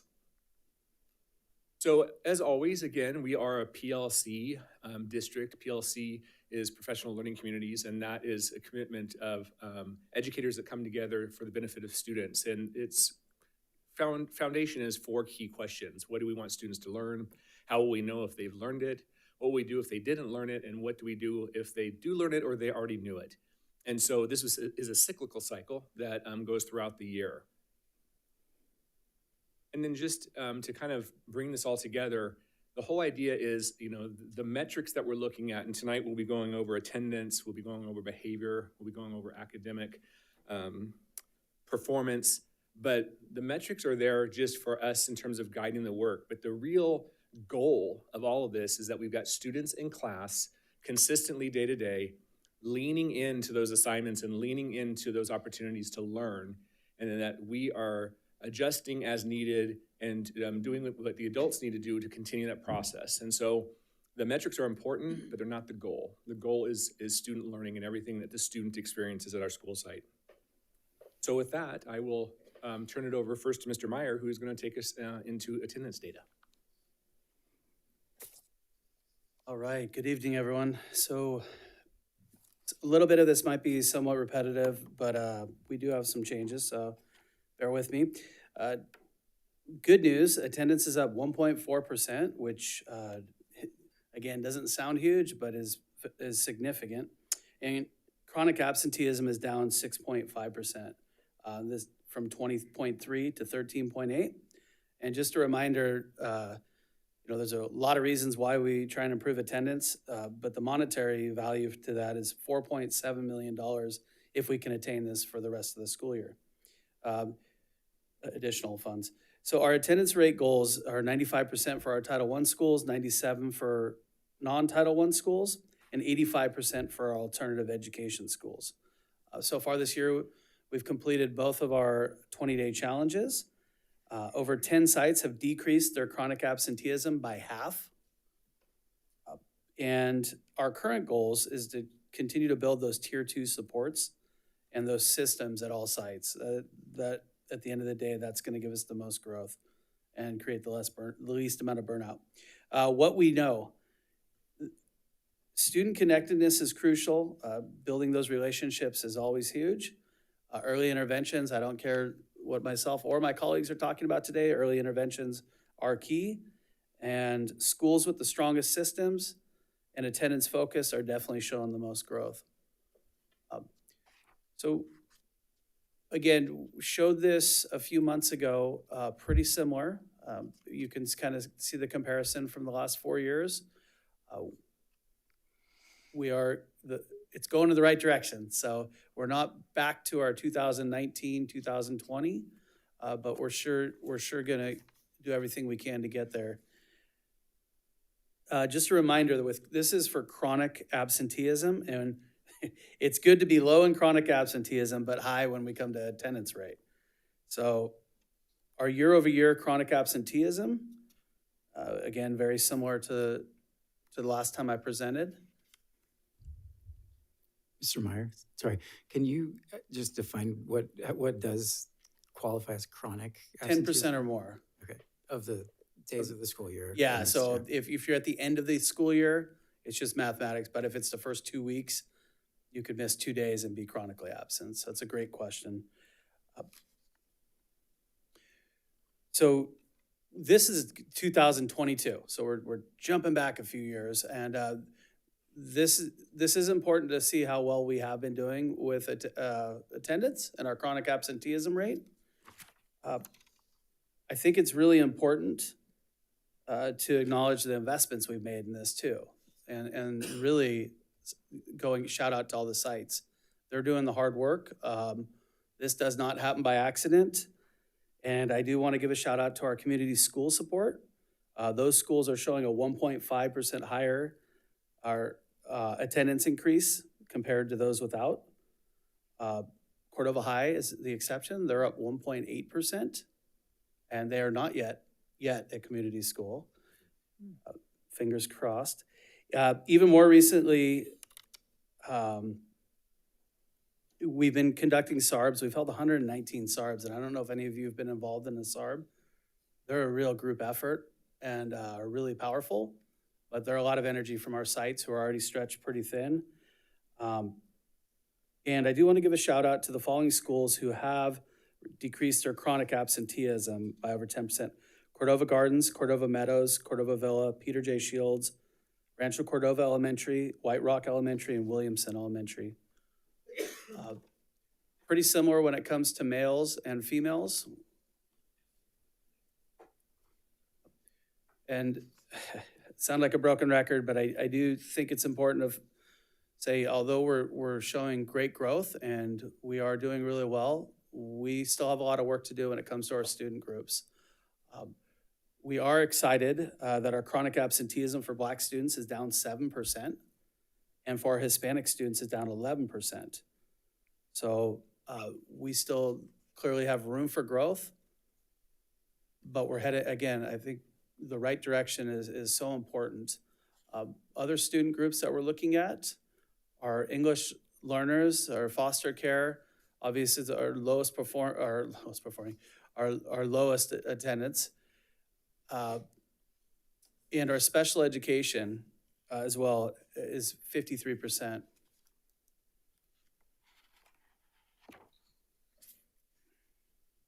So I'm going to shift gears over to behavior. FCUSD, we led the county in suspension reduction last year. We are on pace to be very near last year's out of school. We're just a hair over, and I'll talk about that data. We have already surpassed the total number of students last year that have received other means of correction. And remember, other means of correction is when a student had an incident that would normally be a suspension, but we've used an other means. So that's not just an intervention. That's something that was so serious that it's a suspendable offense, and we've used other means. So our current goals: keep students in class actively engaged in learning, reduce exclusionary discipline and disparities between student groups.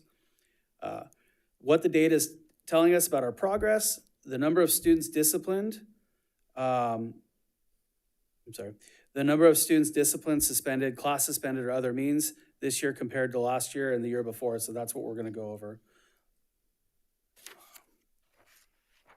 So again, jumping back to 2022, why this is important: we were the lowest when it comes to our suspension rate. We're actually tied with Elk Grove, but look at, we were above the state.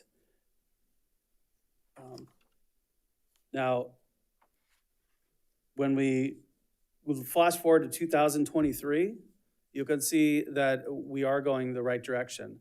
And we actually had a decrease of 0.5, where almost all of our surrounding districts went up.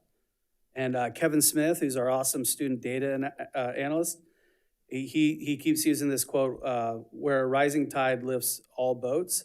That's not always the case. So when you see all our surrounding districts go up and we're going down, I think we need to really give kudos to our sites for all the work that they're doing. I know that we've had folks today even talk about behaviors. Behaviors, I always mention, back when I was a site administrator, the behaviors are more severe today, and I think we all understand that. We always have had serious behaviors, but the fact that we're doing this, or our sites are doing this with some of the behaviors, is even more impressive. Another thing that's worth mentioning is once you start showing improvement, it is hard to keep showing improvement. And I think we see that for maybe any of us that have, my daughter is a great example, and she keeps trying to get perfect scores, and you can only go so high. So the reason I mentioned that is we're really excited that for the first time in a long time, we're actually below the state average when it comes to suspension rate. And the competitiveness in me too is we are the lowest when it comes to all our surrounding districts. And that really is best for our schools, our students. So out of school suspensions, we have increased though, and when I mentioned earlier that it can be challenging to keep improving, although we are going to, and we have leveled off actually this last 2 months. So the numbers of students receiving out-of-school suspension is slightly higher, and I mentioned 22. And for a sense of scale, we are within 0.1% of last year's overall out-of-school suspension rate. A couple areas are African-American have decreased, but it's also worth mentioning that we've also dropped the number of African-Americans in our district.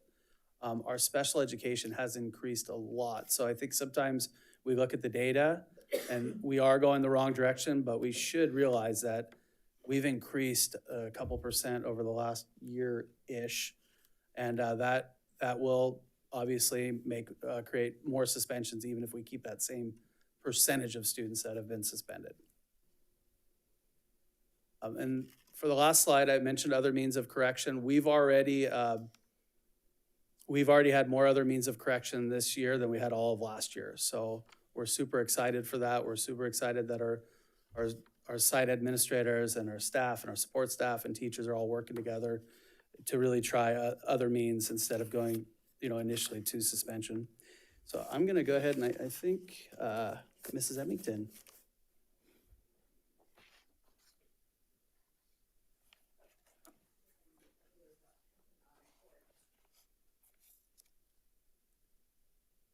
Good evening, Dr. Kalikian and board. I am going to see if I can do this clicker without, all right. I'm going to talk to you about student performance and achievement. And so you'll notice that our goals have been to increase the graduation rate and the A through G completion rate. We are working really hard to provide students opportunities for remediation and recovery. Julie Werner, I want to give a shout out to our current district counselor. She's temporary, but she's doing an incredible job of working with us to provide some real opportunities for our students. Our current actions, we've got grade data there for you that you can look at our DNF list. And we have our fall spring credit recovery options that I'm going to share a little bit more with you about. We are making progress, and you'll see that with our new opportunities for students to retake courses during the school day, that we have had 160 students in the fall of 2023 take advantage of this. And we have had, so far, spring, 151 students currently participating. And I'll show you how that breaks down. But again, Julie Werner has just done such a great job helping us get this ball rolling. All right. This is our credit recovery program that we have right now at Folsom High and at Cordova High. And you can see that when we started this in the spring of 2023, we had 61 students. And then that fall, we had 98 students. And then this spring, we have 106 students. So students are really taking advantage of the opportunity. And these are juniors and seniors who can retake courses that they've either received a D in and they want to increase the grade, or a class that they failed. Students at Cordova High, 74% of the students, and this is in the fall, actually earned the credit. We didn't have a 100% success rate because it's all dependent upon the student, but we felt like we did a really good job.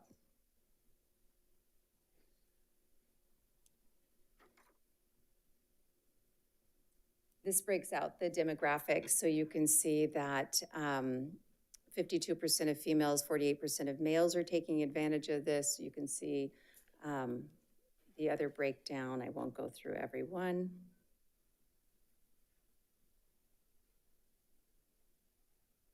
And then you can see students who are now on track. And this is exciting that we have 12.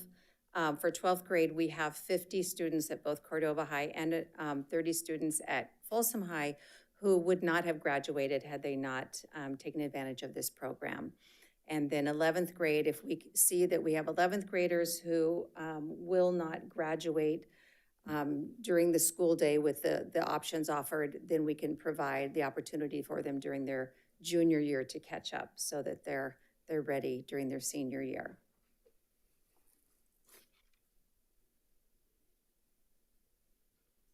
So I wanted to explain that on the graduation rate, these are students who have taken the graduation requirements and passed with a D or above. So students who get a D or above will earn a diploma and consider passing that class. However, unless they earn a C or above, students will not be eligible for completing A through G requirements. You have to have a C or above in that class. So what we're really focused on is trying to get those students who are earning Ds up to earning Cs. So at least they have options as they graduate and they can make those decisions at that time. Because if a student in a 9th grade class gets a D in English, they're going to move on to sophomore English. But now, as a freshman, they've now ruined those chances of being A through G eligible at the 12th grade. So we're really looking at some options where we can provide students opportunities to remediate during the school day with teachers that are either teachers in their content area or a teacher who is providing study hall support. So I'll talk a little bit more about it on a next slide, but our goal is to really increase this A through G completion rate, and that is the purpose of Julie and why we have her working for us right now, is to really focus on that A through G completion rate. Oh, one more thing I'll say before we go on. We found that the biggest barrier for the A through G completion rate is students completing an IM3 or equivalent math course and world language. Those are the two that really seem to be the barrier for our students.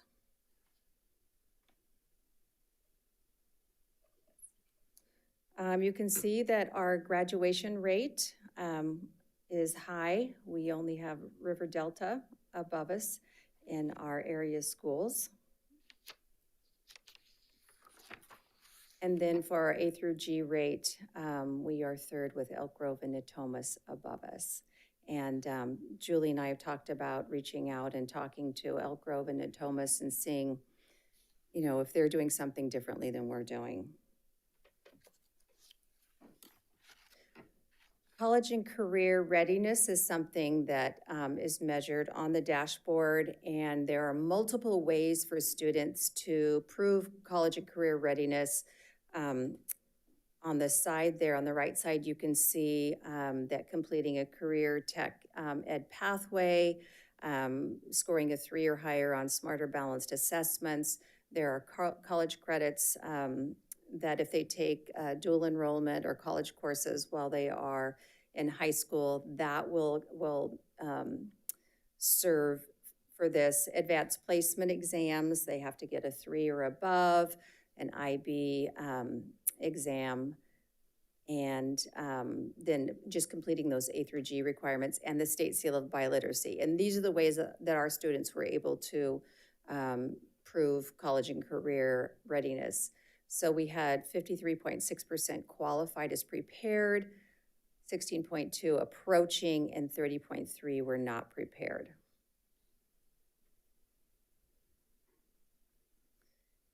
And these again are the college and career readiness indicator levels, and you can see them broken down by male and female and ethnicity there,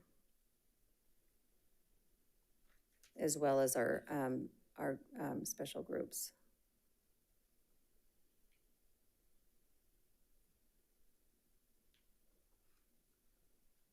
All right.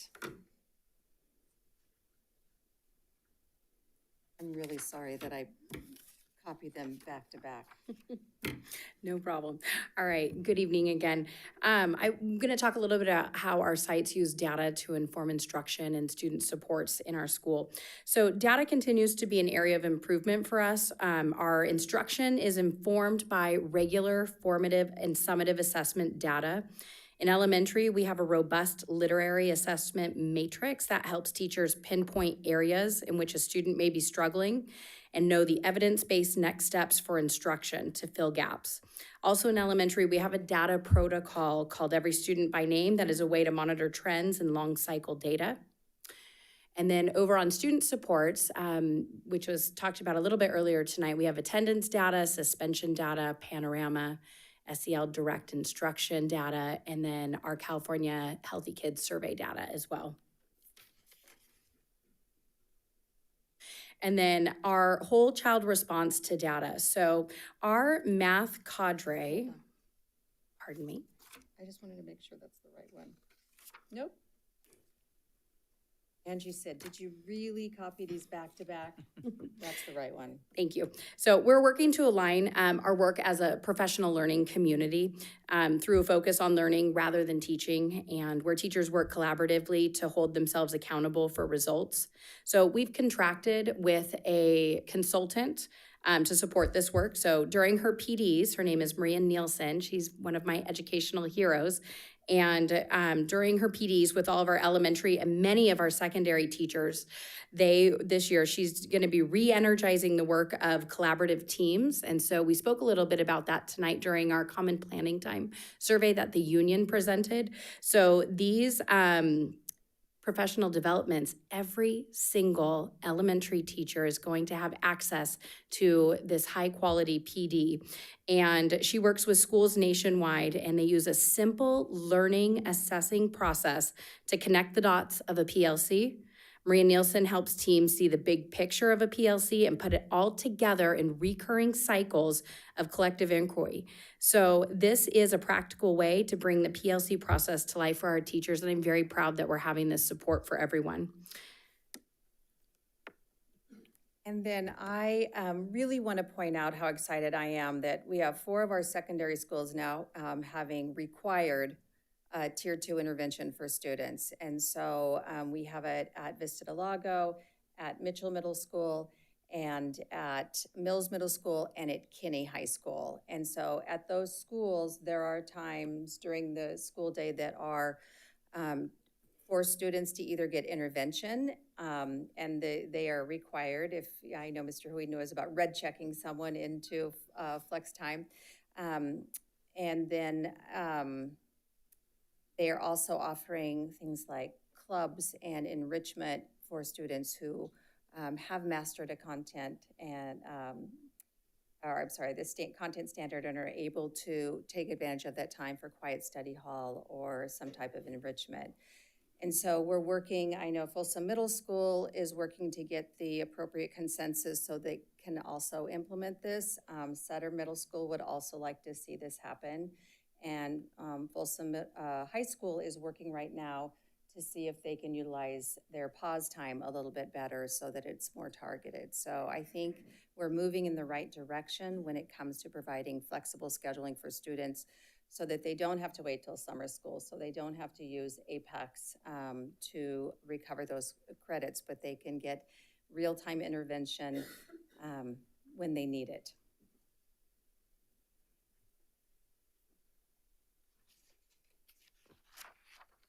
All right, and our math cadre this year was expanded into a math task force. And this group has been delving into the new math framework that was passed this year, and they're gonna help with the math adoption. It's gonna be our next impending adoption, and it'll be the first adoption for Lori and I to go through that process. So we're very excited about that.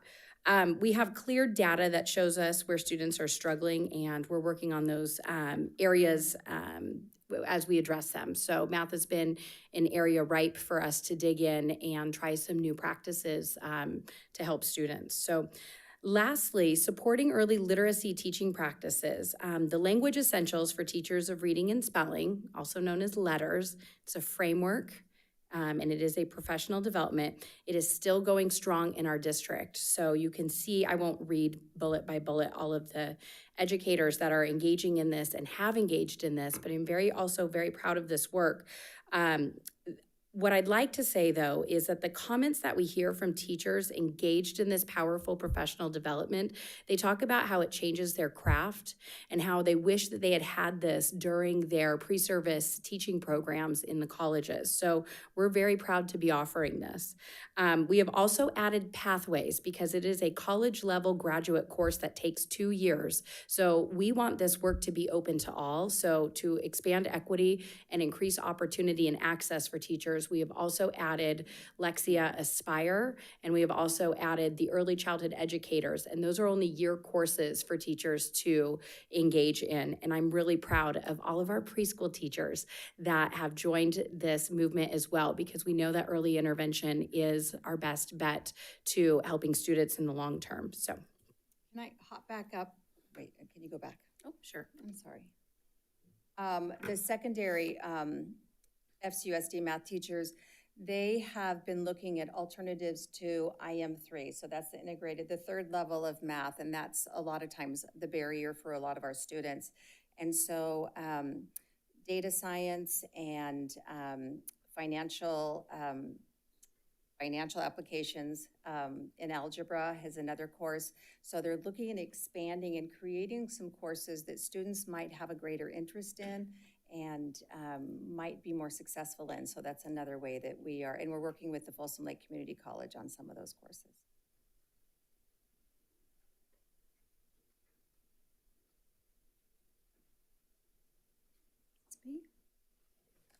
Okay. These are 4 ways that we are also responding to the needs of the whole child. Our Community Schools Initiative, which, as you know, Kate has been spearheading, and she's doing an incredible job. I'm so excited to see, fingers crossed, that our new schools that we're working towards can also become community schools. Improve Your Tomorrow, we have that and Earth Mama Healing at our Cordova schools, secondary schools.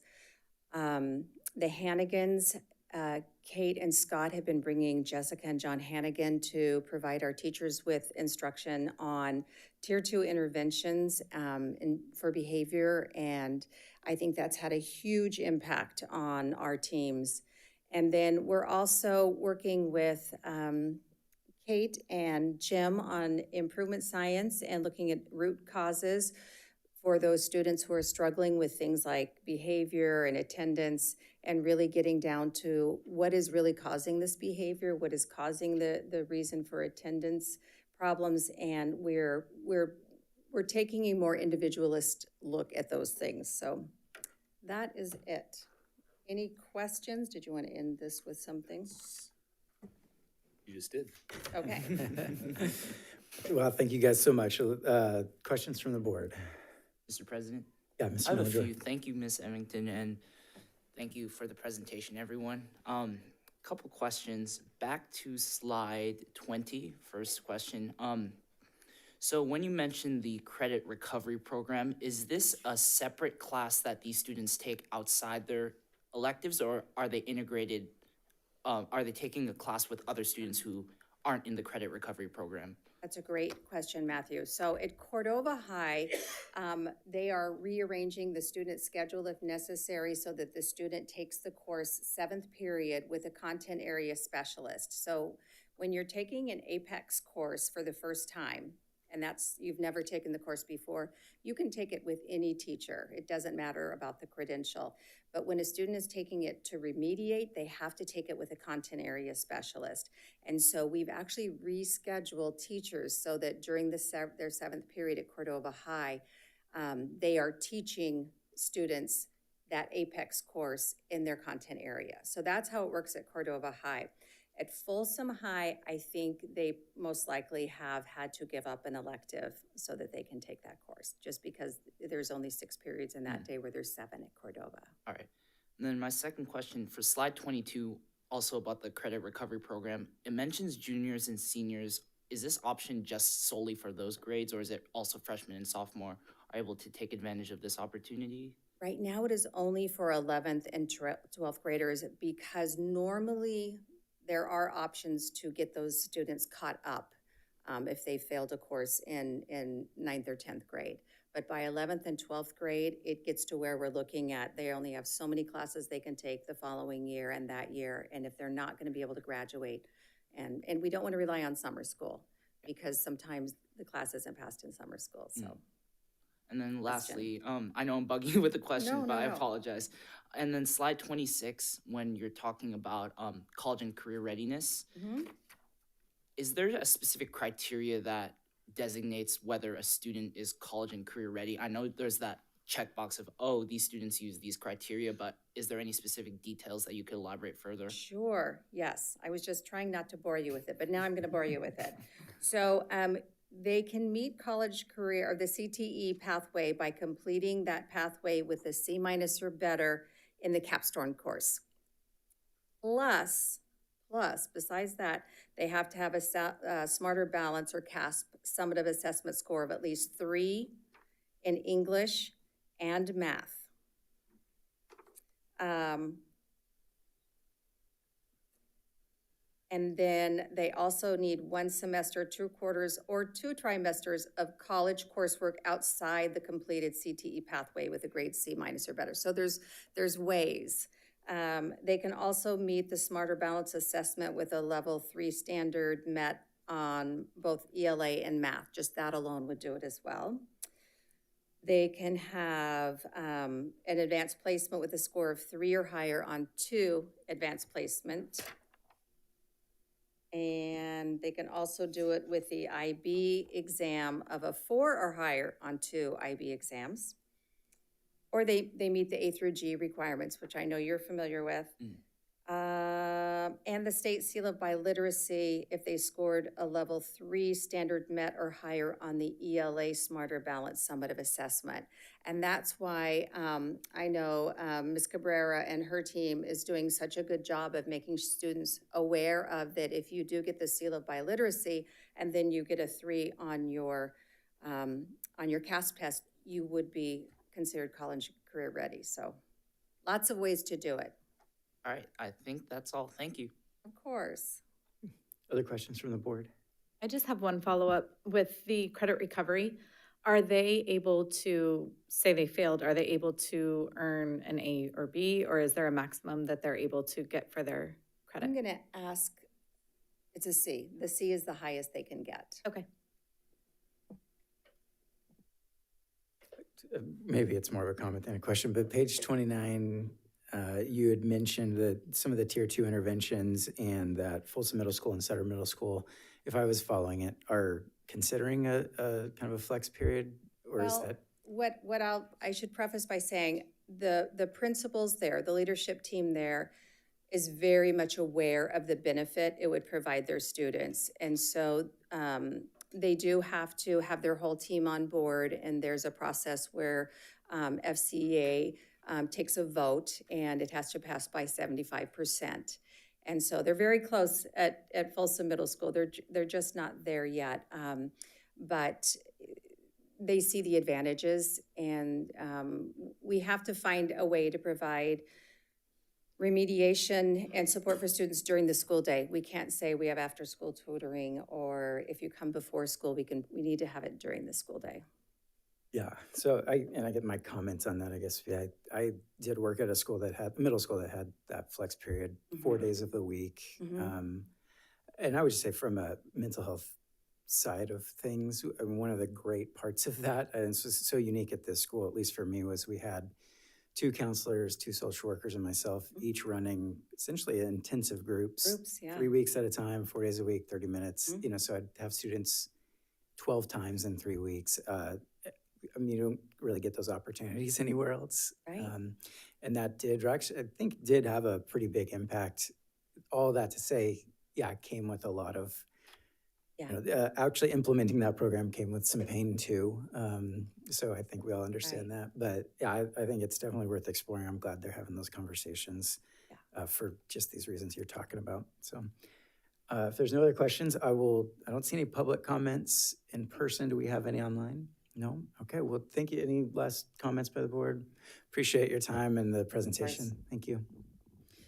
Great, and so then we're moving on to item C, 2024 Local Control and Accountability Plan Mid-Year Monitoring Report for the 2023-24 LCAP. Dr. Kaligian?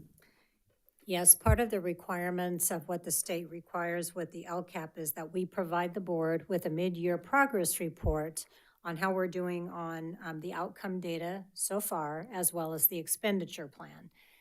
And we've been hearing about our expenditures with the budget updates and how we're distributing supplemental funds. But Ms. Cabrera is going to highlight some of these metrics. You have a full report in here. We're just going to highlight what you would see in the full report in this briefer PowerPoint. But all the information is there if you want to reference it. Yeah, so thank you, Dr. Kaligian. So there's a couple of things that come together for this. One is the work that we're doing with the data walks with the LCAP is really taking a look at what we've done before we move forward, right? You can't just move forward without reflecting on that, and that's part of this mid-year report. The other thing too, and just separately, we've been doing, as you've seen, this team working on the vital signs, so there's some intersection there. And so some of that data will be repeated, and so we did our best to just highlight, I'll try to highlight here, and like Dr. Kaligian indicated, you have a full report. And then lastly, of course, the ongoing communication with where we are with our budget and what our planning looks like as we move forward. So with that, you can see ahead here, we start with where we begin with students and where we want to end with students and our priorities, so I'll move forward. It's really important that not only in the work that we do, but also as we write the LCAP, because it is designed to focus and principally direct services and supports for low-income students, English learners, and foster youth. Of course, other students as well, but those are called out specifically and are in the LCAP requirements. And so it's really important that we take a look at, is what we're doing really impacting these students, and are we moving their progress and their success along as we work towards that. So what you have before you in the full report, and this is a representative of more of a highlight, what you'll see, and what my attempt today will be just to let you know that this is a mid-year report. It does go literally from goal 1 and all of the actions included in goal 2, 3, 4, as well as those actions included, not just what actions we took, the metrics that supported it, and also the intended outcome, what we projected to achieve. There's definitely some wins and some points of pride, and there's areas where we still need to continue to work. And then lastly, there's the allocation of dollars. I do want to be very transparent. The dollars that are included in there were in the first interim, and as you know, doing the math, that would have been about the end of October, correct, Sean? So we are in second interim period. So when the dollars look like, well, we're not spending that much. Remember, it was only a few months into the school. And we want to use dollars or any data that's traceable instead of in a day, but when it can be reported. So we use first interim.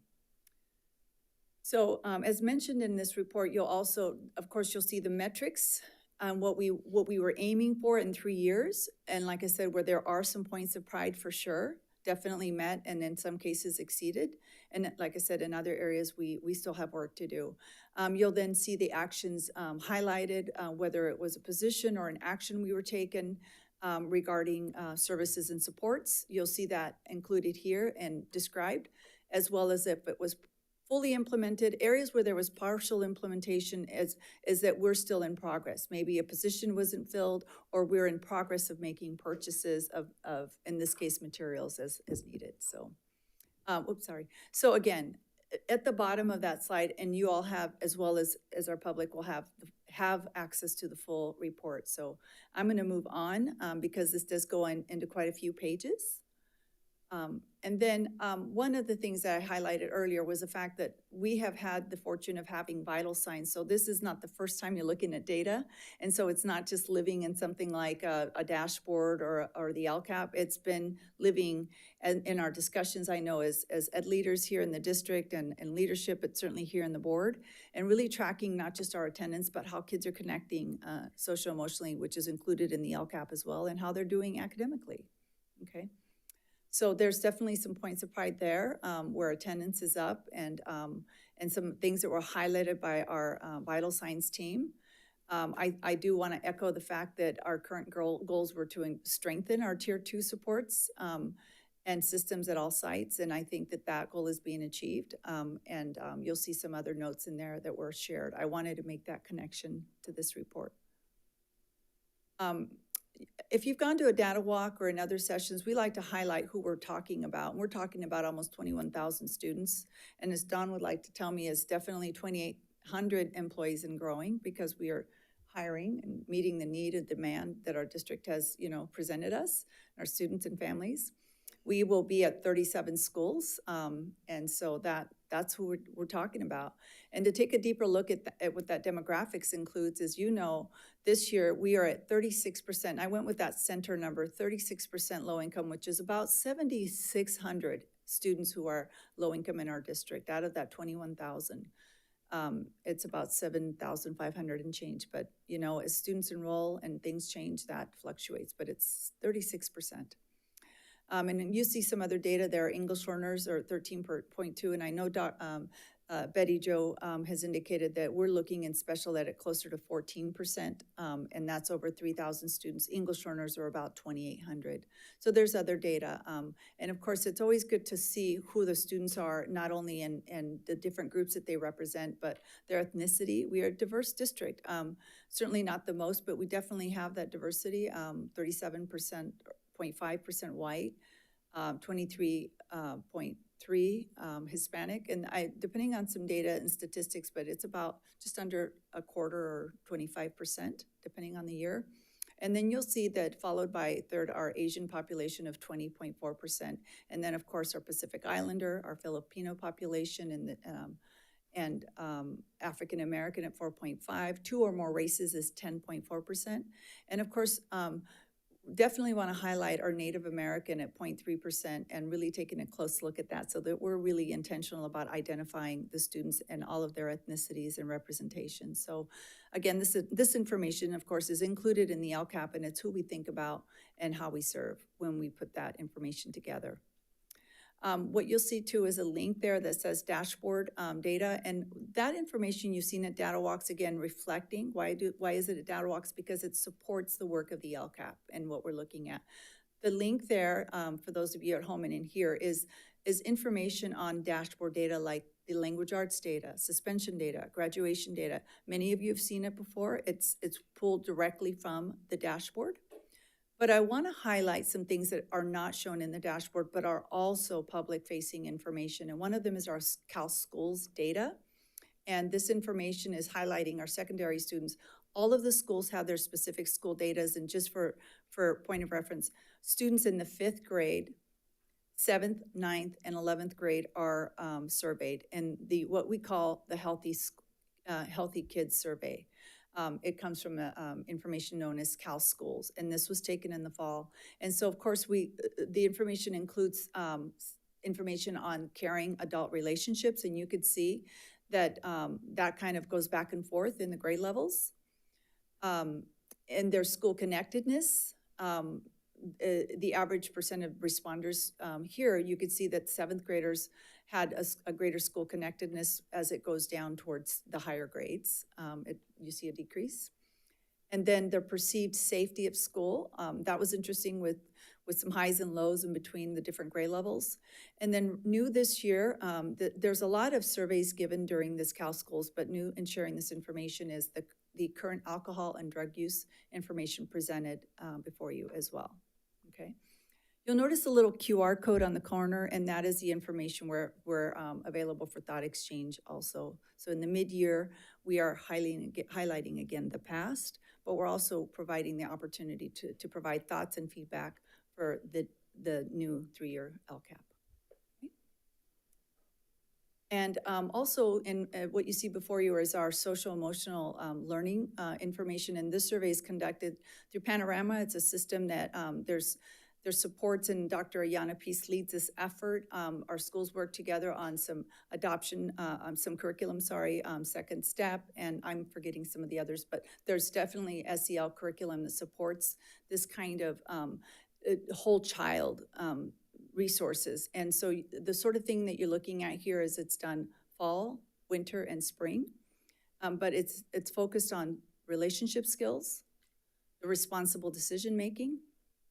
And you can see that overall, all areas increased. Of course, the longer you learn how to, manage these things and improve yourself, the better we become. And this is what this is showing. And so basically, when we provide SEL supports, our kids and we do better, okay? So self-management, social awareness, etc. And then to the right, our sense of belonging, which I think is critically important, is how do students feel when they're valued? How much students feel, and it should say feel, that they are valued members of the school community. And so you could see grades 3rd through 5th grade have a greater sense of community and how they feel. And in the middle and high school grades, it's a lower rate there. But overall, it seems to stay pretty consistent. I do see some dips, but that's the information that I wanted to also share as part of this mid-year. And you can see the completion rate. We had a greater completion rate in the fall on this particular survey than we have compared to a year ago in the springtime. So participation is important. And then this is just a final look at, you might have seen this before, and this is our current year's Engaging Educational Partners timeline. Some of you have attended, whether it's a summit or the Student Advisory Board, or participated in FCEA, and I've got an upcoming CSCA, just this week did DLAC. So there's lots of opportunities to engage our partners. This is a point of pride, not only I think for me, but our community members that thank us for really creating opportunities where they can hear and see this information. I don't know how many people sign up to just listen to data, but I'm always impressed at the deep and meaningful conversations that people engage in, and really thoughtful comments that they share. So part of the mid-year update for me is really taking a step back and seeing that we do engage our partners. And I think we can always do better, but I think where we are right now is a good place. And that's it. Thoughts or questions? Mr. Clark. Thank you, Elena, for that presentation.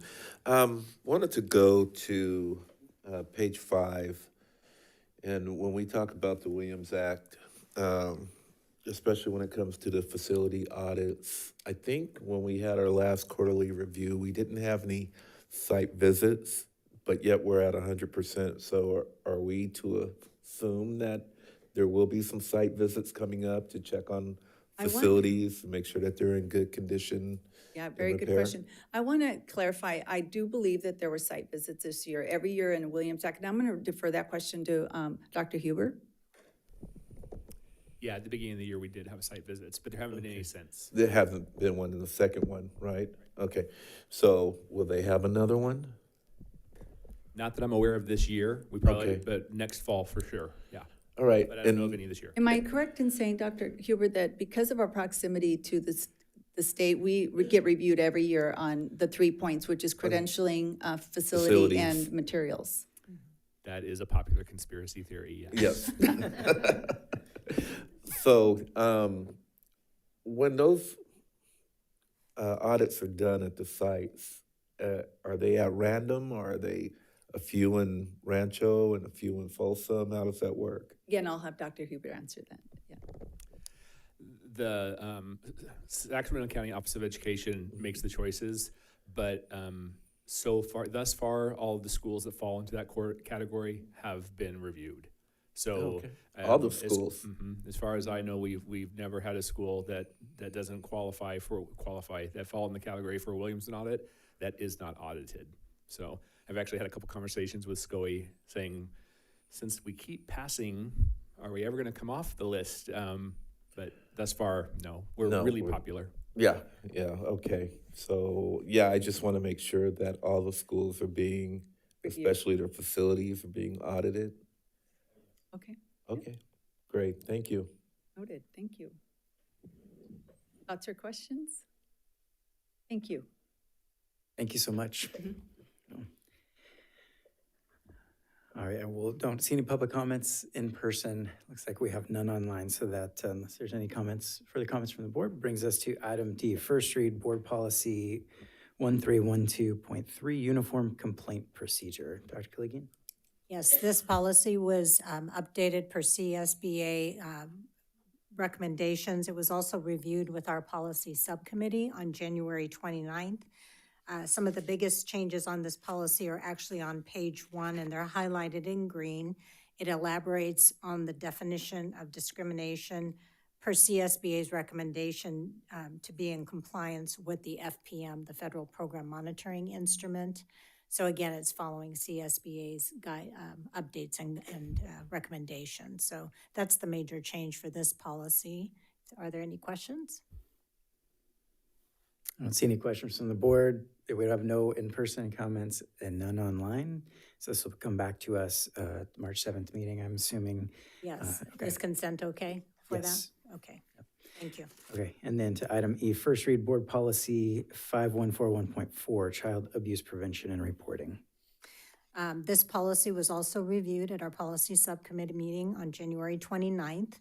The highlights that you see in green on this policy reflect CSBA recommended revisions, specifically new language about how students can access child abuse helplines And they talk about having posters available in areas where students congregate, like our multis.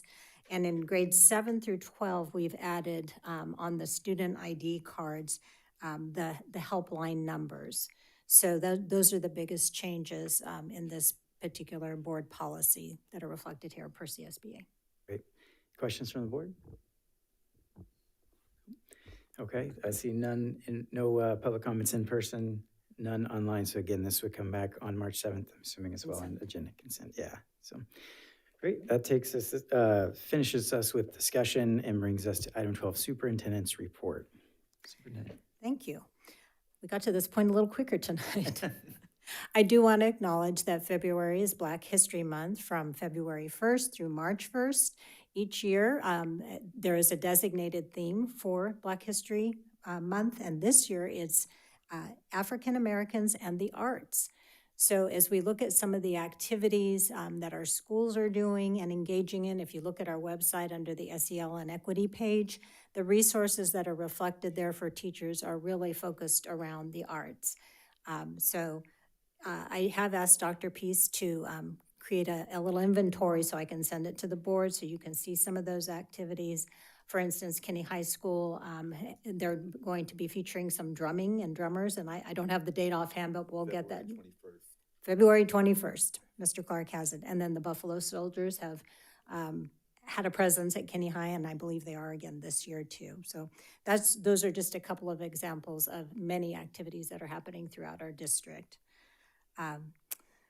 And I also want to recognize the visit that we had this week for our Extended Learning Opportunities Program, or Expanded Learning, I should say. This was a legislative visit that was requested through the Assemblyman's office, Assemblyman Hoover and Senator Niello, as well as several members and leaders from CDE, SCOE, and our nonprofit partners of PCY, which is Partnership for Children and Youth.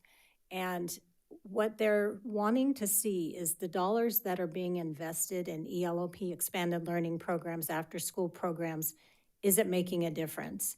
And the wonderful thing is this is, I think, the second time that we've been tapped for a visit by, state leaders because they hear great things that are happening in our expanded learning programs, which include our fee-based and our for free programs. But I want to thank Marie Pollock, who is our coordinator of ELOP, and Elena Cabrera, and the many boots on the ground. I think we have over 100 frontline folks now that are working in our expanded learning programs. I also want to thank Mr. Hui for being there and speaking on behalf of the board and welcoming the team. But it was a pretty large team that came, and they got to visit our programs and see our students in action after school at Williamson and at Cordova Meadows. And they saw from our earliest learners, our youngest learners up till 5th grade, but we also have these programs happening in our middle schools too. We're excited that we can continue to grow and expand the programs. We still have a couple of wait lists, and that's really contingent on being able to fill the positions. But we have grown so much in the last, I would say, 3 to 4 years, and especially since the state has expanded the funding stream. And again, they want to just validate that those dollars are being put to use as they were intended, and they like to see the examples. They said, we can always read reports, but there's nothing like seeing it in action. And they got to see everything in action, from students getting ready to perform Finding Nemo to our students outside and doing recreational activities, having their supper program. I think they got to see a lot of different aspects of what our students do from 3 o'clock to 6 o'clock, which makes a 9-hour day for these 1,500 or so students. But again, I want to acknowledge the team that made that happen, and everyone from the district who was there to support it. And then I also want to let the board know, as a follow-up, that my team and I met with members of the Native American Parent Advisory Committee earlier this week, specifically to talk about Title VI Native American education and the grant itself, but what it could help provide our students once we apply for those dollars and funds. And they were very, very helpful and gracious in connecting us with resources through their organization, but also districts that have recently adopted in Title VI programs. So we have a subcommittee of our team that are going to continue to meet. We do have a board update that we'll be bringing you in March, but I just wanted to give you a progress report on that.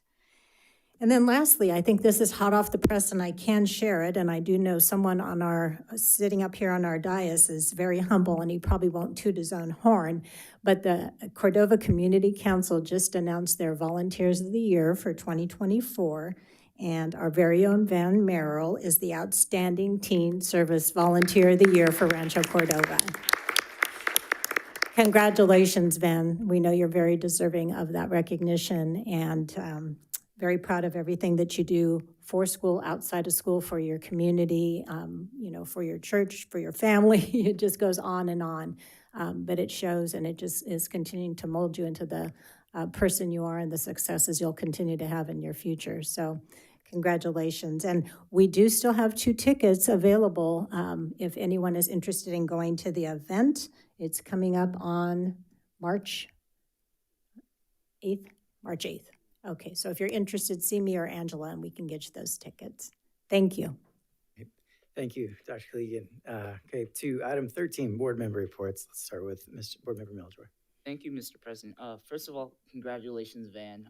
I know you're an inspiration both in and out of the classroom, so it's very great to see you being recognized for those efforts, so great job. Once again, I want to echo, it's very helpful to kind of see how this data is being used from a student perspective. And I'm pretty sure a lot of the students appreciated it as well. We had a really great conversation about student achievement and how we can better ourselves as a district. And thank you to Mr. Meyer for his kindness presentation. That was something very insightful. We look forward to collaborating further on this effort, especially with the attendance challenge that we did previously. So we're gonna look more into how we can better promote kindness across all our campuses. And today, I was actually very grateful to be invited to meet with Dr. Collegian, Principal Moore, as well as the students who came up here today to discuss Indigenous Peoples Day. We had a very insightful meeting this morning, kind of discussing what existing board policies there are right now in recognizing Indigenous Peoples Day. I was unaware of certain policies that this district already had in recognizing commemorative exercises, which are essentially optional on a site-by-site basis. So teachers, faculty, and students have the opportunity to recognize select exercises or holidays, and one being hopefully Indigenous Peoples Day. And this was very insightful because it gives us a foundation of how students can take further steps in recognizing this effort. And then additionally, I just, as Dr. Collegian said, I'm very excited to see progress on the Title VI discussion. I'm looking forward to seeing where that program takes us, because that class is an essential need for the well-being of our students and the representation of Native American culture across our district. And then lastly, I don't know if anyone else brought it up, but we did have a parent here talking about the concerns with the coursework offerings, particularly Spanish 2 at the middle school level. Sutter Middle School, from my understanding, if we are not offering Spanish 2 at the 8th grade level, from what I'm understanding, the discrepancy with that is that if students were to take Spanish 1A in the 6th grade, Spanish 1B in the 7th grade, there would be a gap between when they end Spanish 1B at the end of 7th grade to when they start Spanish 2 at the high school level. And so that raises a couple concerns for me related to the achievement gap, as well as if we're obviously increasing student populations as a district, if we're preventing students from taking Spanish 2 at the middle school level, who's to say that we might overwhelm Spanish 2 teachers already at the high school level with this additional influx of students from the middle school level who aren't able to take Spanish 2 in middle school, and thus they're forced to take Spanish 2 at the high school level. So that's some of my concerns, and especially since we are also offering Spanish 1A in the 5th grade, I believe at Folsom Hills. I don't know if that program is still going on, but from what I know, those programs are essential, and I believe that as a district, if we're preventing students from taking the Spanish 2 program at the middle school level, we're essentially just overwhelming the administrators at the high school level, as well as diminishing their knowledge of world languages because they are not able to fulfill that gap between the 7th and the 9th grade. And hopefully to my knowledge, this is only a Sutter Middle School issue. I would like to see if this is also this similar situation at Folsom Middle School, but I'd like to have a conversation on maybe pursuing alternate opportunities of how we can remedy this kind of issue, because a lot of parents are not very satisfied with what is happening right now. But that's essentially it. Once again, happy Black History Month, happy February. Thank you. Thank you. Ms. Merrill. I don't nearly have as much to say as Mr. Melajor did. Thank you to everyone congratulating me for the Outstanding Teen Service of the Year award. I was very proud. I was actually very surprised that I got it because I didn't even know I was nominated. I got it in the middle of my Spanish class, email on my phone. I was very excited. I just want to say happy Black History Month. I would have said that in the February 1st meeting if I was there, which I apologize for being absent. I was getting my wisdom teeth removed, all 4 of them. So I was a little out of the loop. I just want to thank my Cordova, what's the word? Student, what's it called? The student government for hosting our junior prom. That was very amazing. I'm definitely gonna remember that for years to come. And thank you to all my class advisors for planning that. You know, it's a very big memory in someone's life, and I'm glad they made it a good one. And just to finish off, I want to echo the Spanish 2 issues. I took Spanish 2, well, I took it online because of COVID, but I mean, Spanish 2 in middle school is very essential. I don't know if we aren't providing it because it's like a teacher thing or administration thing or just like scheduling conflicts, but I feel like this is a course that, you know, FCUSD needs, and honestly, the entire nation needs. Learning a new language is a very monumental thing that you can do, and being bilingual, you know, job opportunities, you can put it on a resume. It's gonna, you know, increase your pay if you learn a second language. And taking a gap year in 8th grade is not good when you're learning such a big topic, such as a new language. I'm glad that I could take it in 8th grade and it didn't get dropped. But yeah, I just want to, you know, work with the board to look at this issue and see if any ways we can fix it or get any clarification on why it's happening and why students are not able to take it next year. Because like what Mr. Melajor said, a gap year is not a good thing in any subject, and especially in Spanish. Especially arguably one of the hardest classes I'm taking right now, is just because of how monumental it is to learn a new language. So yeah, that's it. Thank you. Thank you. Ms. Lofthouse. All right, happy Black History Month. I wanted to begin by acknowledging the district loss of a wonderful teacher, my former colleague, Michelle Cagney. Not only was she a wonderful teacher to many, but she was also a friend, a wife of one of our district teachers, and a mother. I know she'll be greatly missed, and my thoughts are with the Cagney family, as well as the 2nd grader, Alexander Cooper from Cordova Villa, who's left a hole in many friends and his family's hearts. Congratulations to Van. I also saw prom royalty on you, so congratulations for that as well. And then just have a restful long weekend. Ms. Laird? So inside track, there was multiple people who actually nominated Van. So he's that awesome is you get multiple nominations.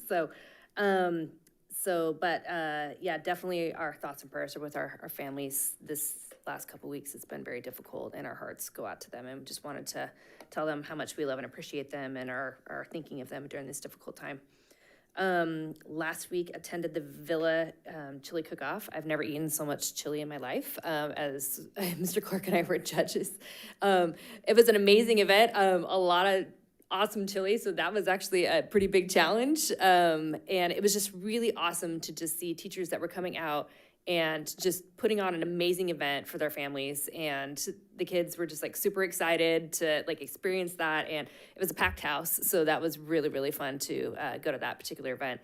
And then the next night attended Navigator's Glow Dance. So that was really, really fun to just watch the kids just being crazy with tons of glow stuff. So I appreciated all the work that went into that event as well. And then I did attend the Rancho Cordova City Council meeting on February 5th, and there was some pretty shocking comments that were made over Zoom, very racially charged comments and things like that. So just kind of wanted to consult with my colleagues to see, to the point where they actually had to shut and close the meeting down. So, because it was multiple comments, one after another, after another, after another. So, and they had to postpone all of their agenda, and some of those items are now all the way into March, and it was very shocking for people who were in a very packed room. And obviously there's concern that if something like that were to happen here, especially when we have public comment and young students and students that are here and our families. So just kind of wanted to open up that conversation with my colleagues. So, but other than that, that's it for me. So I don't know if we want to talk about that now or maybe after we get through the reports. Yeah, let's go ahead and get through the reports, and then maybe during advanced planning, we can bring that back up. Yeah, thank you. Mr. Clark. All right, thank you. Congratulations, Van.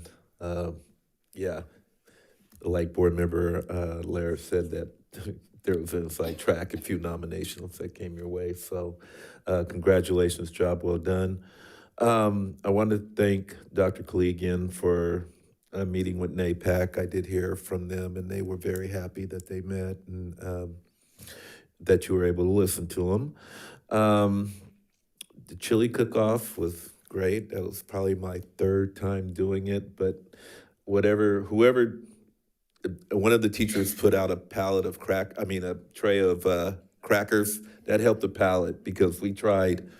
I was like sweating after. Yeah, a lot of different chilies. So great event, great family turnout.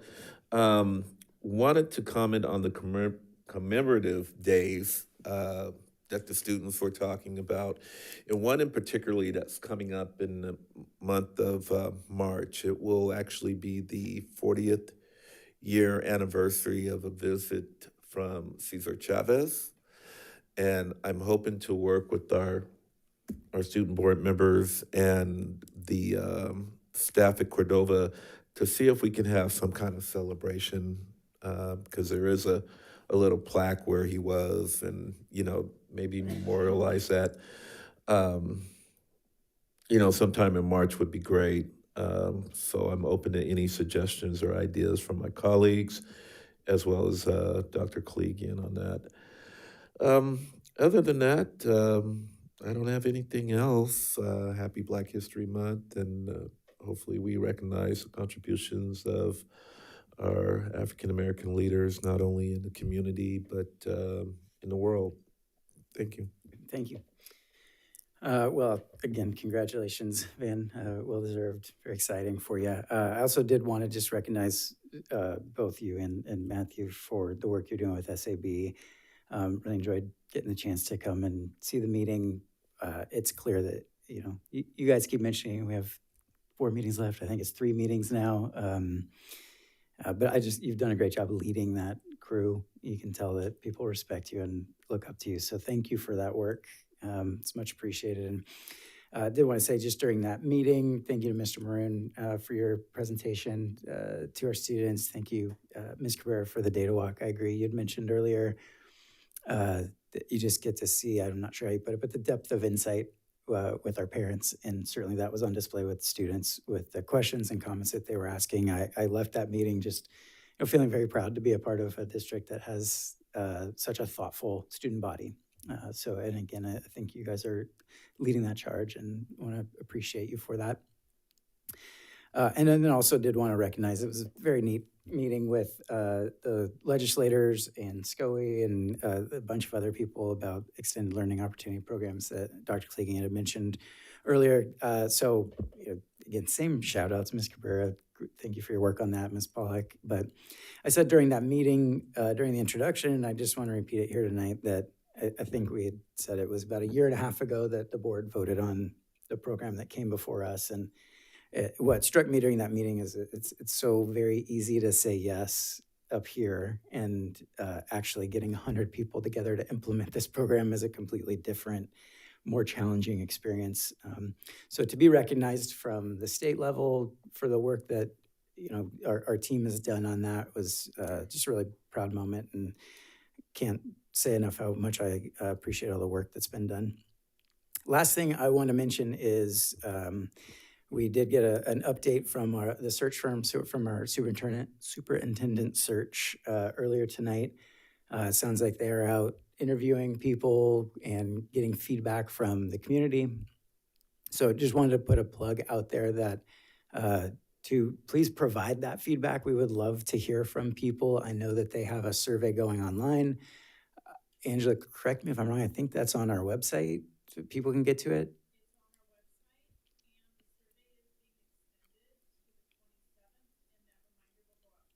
Perfect. So you can fill out that survey until basically the end of the month, till the 27th. You can find a link to that survey on the website, and maybe we can also attach that to the board updates if there's a link that we can put on there.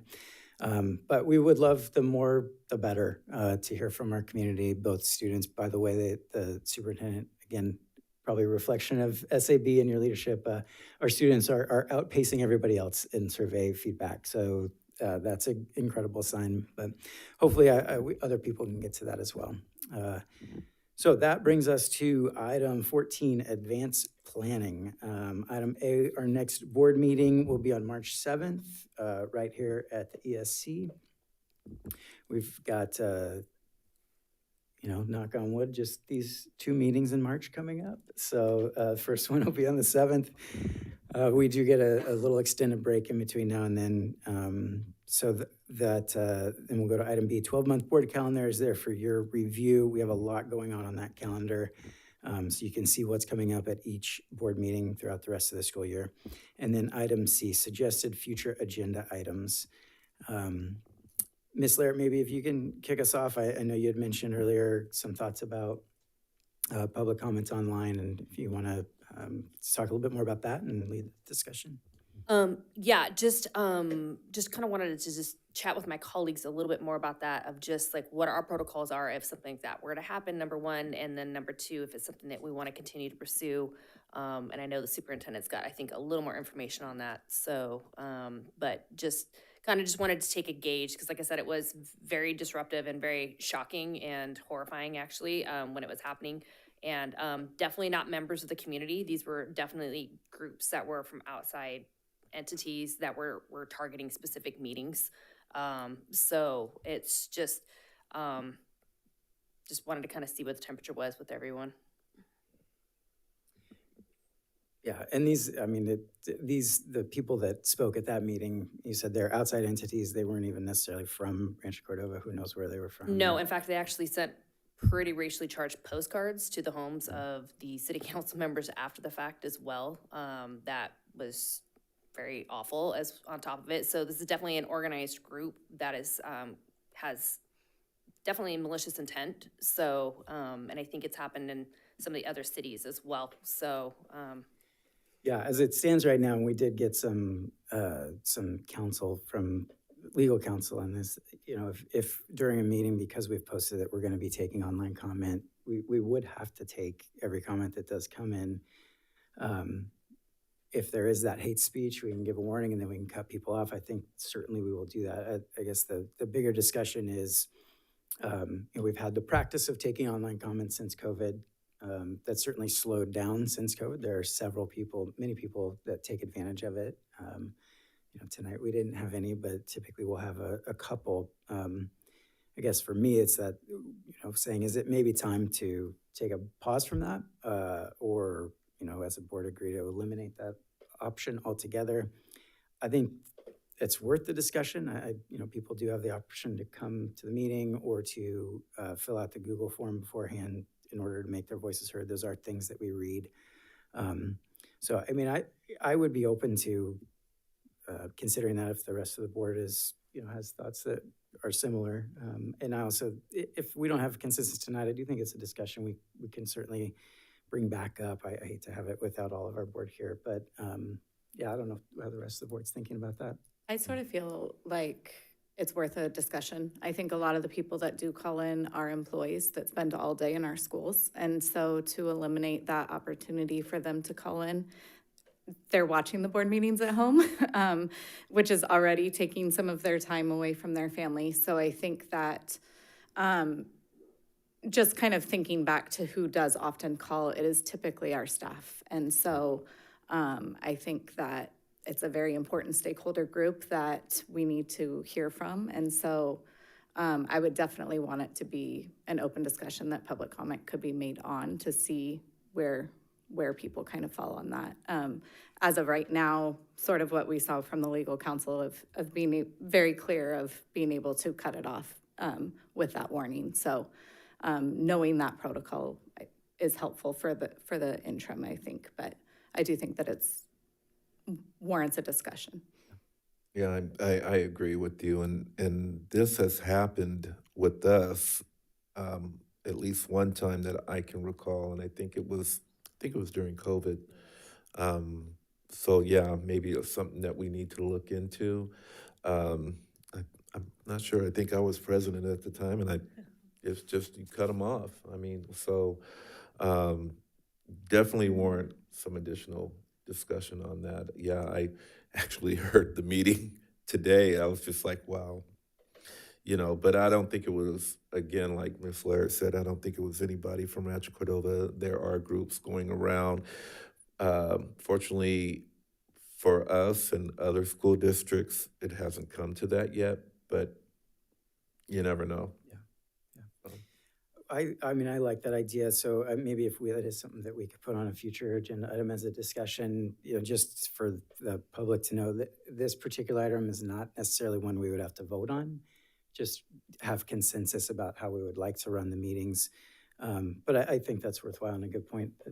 Question, and I don't know if we know if it could be something that's even added to our broadcast statement with the specifics of, because I know you do have the statements of in-person public comments, and so sort of the process of what's not allowed and what is allowed, and so maybe it's added a little bit about online comments. I don't know. Yeah, I don't see where there'd be any harm in that, that's for sure. So maybe that's something we can look at adding. I know maybe we had some other options from legal counsel around that. Yes, yeah, we can draft something that's broader in its nature about civility, similar to what you read now in the broadcast statement, but for any public comment made virtually or in person, we can do that in the interim until if we're going to take a different path. Whether we do or don't, I think we put it in there, yeah. Okay, well, it sounds good that we can bring this up again as a discussion item where the board can discuss it, but also to Ms. Loftus' point, we can hear from the public a little bit on this and then make a decision about it. So everybody's good with that. Are there any other suggested future agenda items? All right, I'm not hearing any, so I'll bring us then to, well, I guess we don't need to go back to closed session. We did finish our what we needed to finish the first time we went to closed session. So that brings us to item 19, adjournment.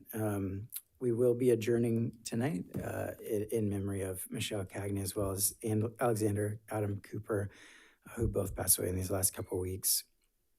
So in their memory, we will adjourn unless I hear anything else from the board. Hearing nothing, we are adjourned.